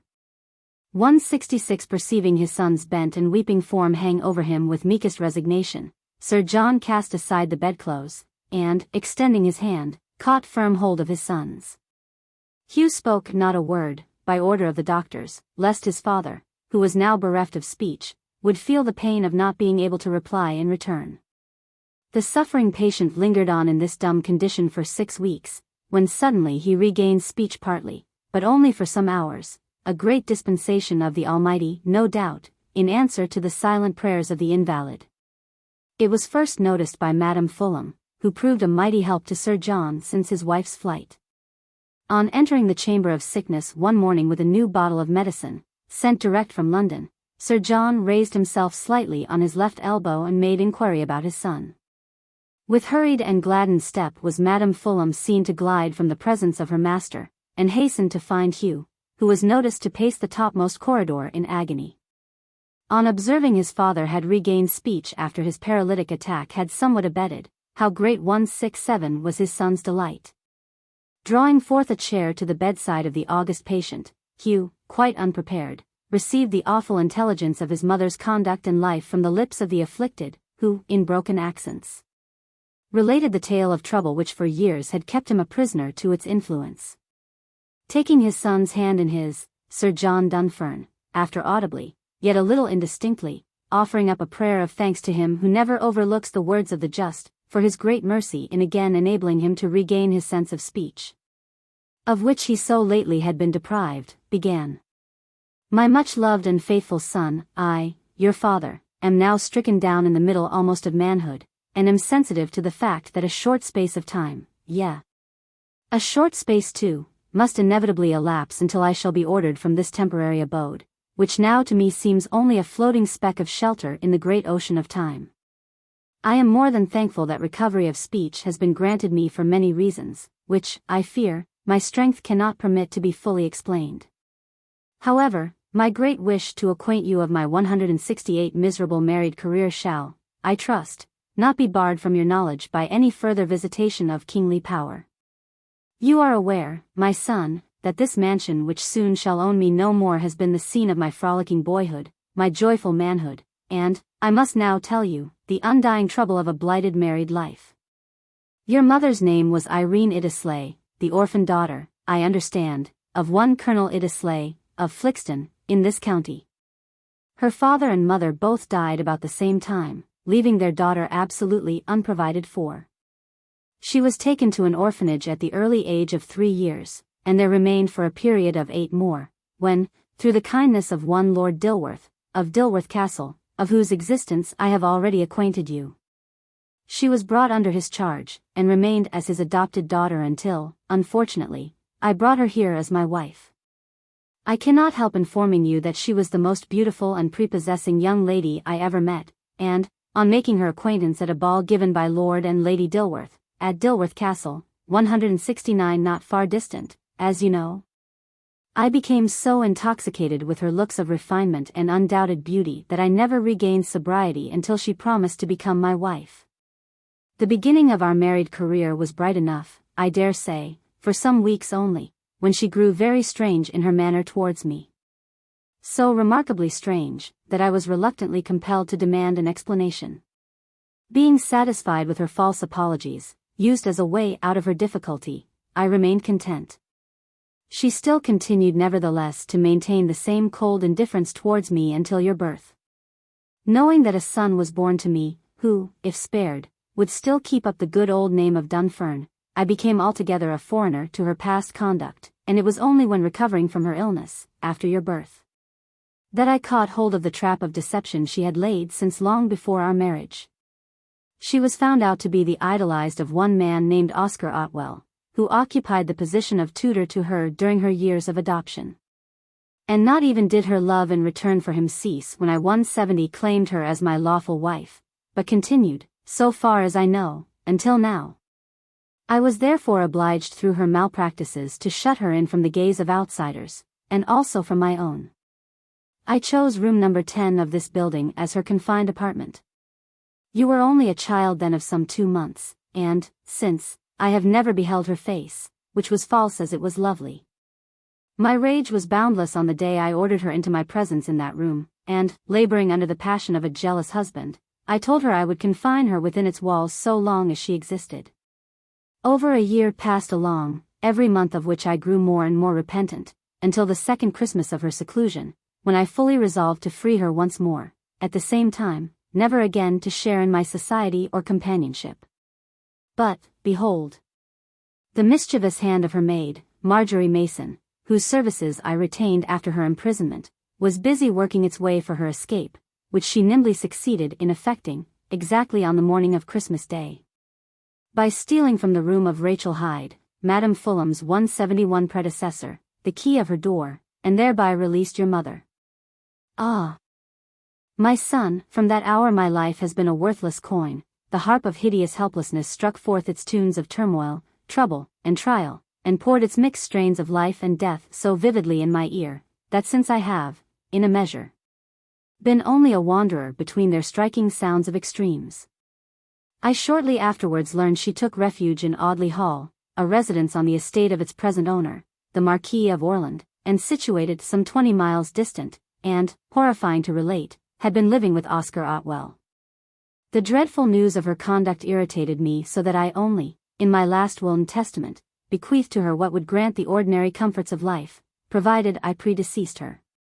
This reference to her remained until I accompanied you to Chitworth College, when President O'Sullivan revealed to me in silent friendship the fact of which I was wholly unaware, viz. that she had long since sailed for America, at the same time handing me a New York Herald sent him by Otwell, and there I beheld the announcement of her marriage with him 172 who ruined my life, and who has been the means of driving me into the pit of tearful tremor, out of which I never more shall climb. On returning home from Chitworth College I at once blanked the reference to her in my will, and never more wished to behold the face that swore to me such vows of villainy, the face that blasted my happiness for life. The mother of you, whom I now earnestly implore never to acknowledge, and who possesses every feature she outwardly bore. It may be yours to meet her face to face ere she leave this tabernacle of torment. But, my child, for my sake avoid her cunning ways and works, and never allow her shelter underneath this roof she dishonored and despised. And I trust God in His great mercy shall forgive her errors, and grant you the blessing of a father of love. Sir John Dunfern now lay back exhausted on his pillow, and muttered quietly, "Thank God." Next morning the angel of death was seen to spread its snowy wings over his wasted form, and convey the departed spirit into that region of bliss where sorrow, sighing, sin, and suffering are cast forever from its rooms of glory. 173 Thus passed away another link of a worthy ancestral chain, who, during his tender years of training, had been guided by the charitable Christian example of a mother of devotion, and who was, during the brighter battle of her son's creeping years of care and caution, summoned before the invisible throne of purity, peace, and praise everlasting, shrouded in hopes of sunshine concerning his future happiness, which, never after his marriage, was known to twinkle in Dunfern Mansion. Chapter 18. Mocking Angel. The trials of a tortured throng are naught when weighed in the balance of future anticipations. The living sometimes learn the touchy tricks of the traitor, the tardy, and the tempted. The dead have evaded the flighty earthly future, and formed to swell the retinue of retired rights, the righteous school of the invisible, and the rebellious roar of raging nothing. The night was dark and tempestuous. The hill rather inclined to be steep, the clouds were bathed in wrinkled furrows of vapory smoke. The traffic on the quiet and lonely roads surrounding Dunfern Mansion was utterly stopped, and nature seemed a block of obstruction to the eye of the foreigner who drudged so wearily up the slope that led to the home of Mrs. Durand, who had been confined to bed 175 for the past 3 years, a sufferer from rheumatism. Perceiving the faint flicker of light that occasionally flung its feeble rays against the dim fanlight of faithful Fanny's home, the aged sister of the late Tom Hepworth, the twofold widowed wanderer, with trembling step, faltered to the door of uncertain refuge, and, tapping against it with fingers cold and stiff, on such a night of howling wind and beating rain, asked, in weakened accents, the woman who opened to her the door, if she could be allowed to remain for the night? A request that was granted through charity alone. After relieving herself of some outer garments, and partaking of the slight homely fare kindly ordered by Mrs. Durand, the widow of Oscar Otwell and Sir John Dunfern warmed herself and dried her saturated clothing before going to bed. She had just arrived the day previous, and hastened to take up her abode as near her former home of exquisiteness as she could, without detection. On extinguishing the light before retiring, and casting one glance in the direction of the little window, the innumerable recollections of the abundant 176 past swept across the mind of the snowy-haired widow, and were further augmented by the different star-like lights which shone from the numerous windows in Dunfern Mansion, directly opposite where she lay.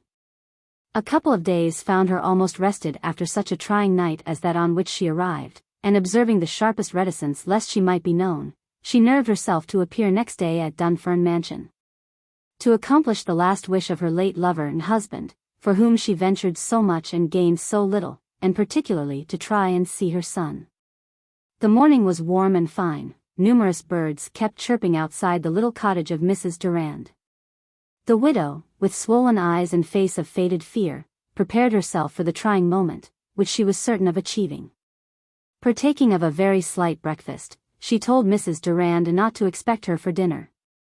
Marching down the hill's face, she soon set foot on the main road that led direct to Dunfern Mansion. Being admitted by Nancy Bennet, a prim old dame, who had been in charge of the lodge for 177 the last 18 years, the forlorn widow, whose heart sank in despair as she slowly walked up the great and winding avenue she once claimed, reached the huge door through which she had been unconsciously carried by Marjorie Mason a good many years ago. Gently ringing the bell, the door was attended by a strange face. Reverently asking to have an interview with Sir John Dunfern, how the death-like glare fell over the eyes of the disappointed as the footman informed her of his demise. "Madam, if you cast your eyes thence," here the sturdy footman pointed to the family graveyard, lying quite adjacent, and in which the offcast of effrontery had oftentimes trodden, "you can with ease behold the rising symbol of death which the young nobleman, Sir Hugh Dunfern, has lavishly and unscrupulously erected to his fond memory." The crushed hopes of an interview with the man she brought with head of bowed and battered bruises, of blasted untruths and astounding actions, to a grave of premature solitude were further crumbled to atoms in an instant. They were driven beyond retention, never again to be fostered with feverish fancy. After 178 the deplorable news of her rightful husband's death had been conveyed to the sly and shameless questioner, who tried hard to balance her faintish frame unobserved, she asked an interview with Sir Hugh Dunfern. This also was denied, on the ground of absence from home.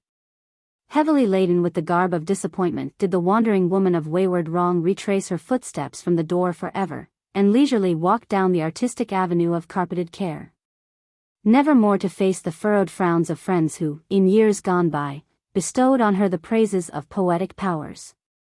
Forgetful almost of her present movements, the dangerous signal of widowhood was seen to float along the family graveyard of the Dunferns. Being beforehand acquainted with the numerous and costly tombstones erected individually, regardless of price, the wearied and sickly woman of former healthy tread was not long in observing the latest tablet, of towering height. At the northeast end of the sacred plot, there seemed a touchy stream of gilded letters carefully cut on its marble face, and on reading them 179 with watery eye and stooping form, was it anything remarkable that a flood of tears bathed the verdure that peeped above the soil? The lines were these: "I. The hand of death hath once more brought the lifeless body here to lie, until aroused with angel's voice, which calls it forth, no more to die. 2.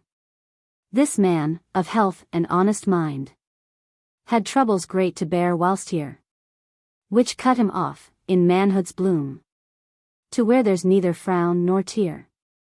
3. His life was lined with works of good, for all who sought his affluent aid. His lifelong acts of charity are sure to never pass unpaid. 4. Sir John Dunfern, whose noble name is heard to echo, far and wide, in homes of honor, truth, and right, with which he here lies side by side. V. The wings of love and lasting strength shall flap above his hollow bed. Angelic sounds of sweetest strain have chased away all tears he shed. 6. Then, when the glorious morn shall wake each member in this dust of ours, to give to each the sentence sure of everlasting princely power. 7. He shall not fail to gain a seat upon the bench of gloried right, to don the crown of golden worth, secured whilst braving nature's fight. After carefully reading these lines, the figure of melting woe sat for a long time in silence until a footstep came up from behind, which alarmed her not a little. Looking up, she beheld the face of a youth whose expression was very mournful, and asking after her mission, was informed she had been casting one last look on the monument of her lamented husband. "Mighty heavens!" exclaimed Sir Hugh Dunfern, are you the vagrant who ruined the very existence of him whom you now profess to have loved? You, the wretch of wicked and wilful treachery, and formerly the wife of him before whose very bones you falsely kneel? Are you the confirmed traitoress of the trust reposed in you by my late lamented, dearest, 181 and most noble of fathers? Are you aware that the hypocrisy you manifested once has been handed down to me as an heirloom of polluted possession, and stored within this breast of mine, an indelible stain for life, or, I might say, during your known and hated existence? False woman! Wicked wife! Detested mother! Bereft widow! How darest thou set foot on the premises your chastity should have protected and secured? What wind of transparent touch must have blown its blasts of boldest bravery around your poisoned person and guided you within miles of the mansion I proudly own? What spirit but that of evil used its influence upon you to dare to bend your footsteps of foreign tread towards the door through which they once stole unknown? Ah, woman of sin and stray companion of tutorism, arise, I demand you, and strike across that grassy center as quickly as you can, and never more make your hated face appear within these mighty walls. I can never own you. I can never call you mother, I cannot extend the assistance your poor, poverty-stricken attire of false dawns silently 182 requests, neither can I ever meet you on this side the grave, before which you so pityingly kneel. Speechless and dogged did the dishonored mother steal forever from the presence of her son, but not before bestowing one final look at the brightened eye and angry countenance of him who loaded on her his lordly abuse. The bowed form of former stateliness left forever the ground she might have owned without even daring to offer one word of repentance or explanation to her son. Walking leisurely along the road that reached Dilworth Castle, how the trying moments told upon her who shared in pangs of insult and poverty. How the thoughts of pleasant days piled themselves with parched power upon the hilltop of remembrance and died away in the distance. The whirling brain became more staid as she heard the approach of horses' feet, and stopping to act the part of Lot's wife, gave such a haggard stare at the driver of the vehicle as caused him to make a sudden halt. Asking her to have a seat, the weary woman gladly mounted upon its cushion with thankfulness, and alighted on reaching its journey's end, about 3 miles from 183 Audley Hall. The drive was a long one, and helped to rest the tired body of temptation. Returning thanks to the obliging driver, she marched wearily along until she reached the home of her first refuge after flight. Perceiving the yellow shutters firmly bolted against the lighted midders of Audley Hall, she feared disappointment was also awaiting her. Knocking loudly twice before any attempt was made to open the door, there came at last an aged man with halting step and shaking limb. "Is Major Iddesley at home?" asked the saddened widow. "Oh, madam, he has been dead almost 12 years. And since then no one has occupied this hall save myself, who am caretaker." The Marquis of Orland was deceived by his nephew, who sold it in an underhand manner to the Major, and he resolved that never again would he allow it to be occupied since the Major's death by any outsider. "You are rather lonely," said the widow. Yes, replied he, "but I have always been accustomed living alone, being an old bachelor, and wish to remain so. It is better to live a life of singleness 184 than torture both body and soul by marrying a woman who doesn't love you, like the good Sir John Dunfern, a nobleman who lived only some miles from this, and who died lately broken-hearted, who became so infatuated with an upstart of unknown parentage, who lived in Dilworth Castle, with one Lord Dilworth, the previous owner, that he married her offhand, and, what was the result, my good woman? Why, she eventually ran off with a poor tutor, and brought the hairs of hoary whiteness of Sir John Dunfern to the grave much sooner than in all probability they would have, had he remained like me." Facing fumes of insult again, thought the listener, and asking after Major Iddesley's will, eagerly awaited his reply. Placing one hand upon her shoulder, and pointing with the other, "Behold," said he, "yonder church. That was his last will, Iddesley Church." It was only when the jaws of death gaped for their prey that the Major was forced to alter his will, having had it previously prepared in favor of his niece, whose whereabouts could never be traced until after his death. Enough, I must go," said the 185 painful listener, and thanking the old man for his information, which, like her son's, had screwed its bolts of deadly weight more deeply down on the lid of abstract need, turned her back on Audley Hall forever. Chapter 19. hope sinks a world of imagination. It in almost every instance never fails to arm the opponents of justice with weapons of friendly defense, and gains their final fight with peaceful submission. Life is too often stripped of its pleasantness by the steps of false assumption, marring the true path of lifelong happiness which should be pebbled with principle, piety, purity, and peace. Next morning, after the trying adventure of the lonely outcast, was the scene of wonder at Dilworth Castle. Henry Hawkes, the head gardener under the Marquis of Orland, on approaching the little summer house in which IRENE IDDESLEIGH so often sat in days of youth, was horrified to find the dead body of a woman, apparently a widow, lying prostrate inside its mossy walls. "Lord, protect me," shouted poor Hawkes, half distractedly, and hurried to Dilworth 187 Castle to inform the inmates of what he had just seen. They all rushed towards the little rustic building to verify the certainty of the gardener's remarks. There she lay, cold, stiff, and lifeless as Nero, and must have been dead for hours. They advised the authorities, who were soon on the spot. What stinging looks of shame the Marquis cast upon her corpse on being told that it was that of the once beautiful Lady Dunfern, mother of the present heir to Dunfern estate. Lying close at hand was an old and soiled card, with the words almost beyond distinction, IRENE IDDESLEIGH. In an instant her whole history flashed before the unforgiving mind of the Marquis, and being a sharer in her devices, through his nephew Oscar Otwell, ordered her body to be conveyed to the morgue, at the same time intimating to Sir Hugh Dunfern her demise. It transpired at the inquest, held next day, that she was admitted the previous night to the grounds of Dilworth Castle by the porter at the lodge, giving her name as IRENE IDDESLEIGH. She must have taken refuge in the little construction 188 planned under her personal supervision whilst inhabiting Dilworth Castle during her girlhood, and, haunted with the never-dying desire to visit once more its lovely grounds, wandered there to die of starvation. No notice whatever was taken of her death by her son, who obeyed to the last letter his father's instructions, and carried them out with tearless pride. The little narrow bed at the lowest corner on the west side of Seaford Graveyard was the spot chosen for her remains. Thus were laid to rest the orphan of Colonel Iddesleigh, the adopted daughter and imagined heiress of Lord and Lady Dilworth, what might have been the proud wife of Sir John Dunfern, the unlawful wife of Oscar Otwell, the suicidal outcast, and the despised and rejected mother.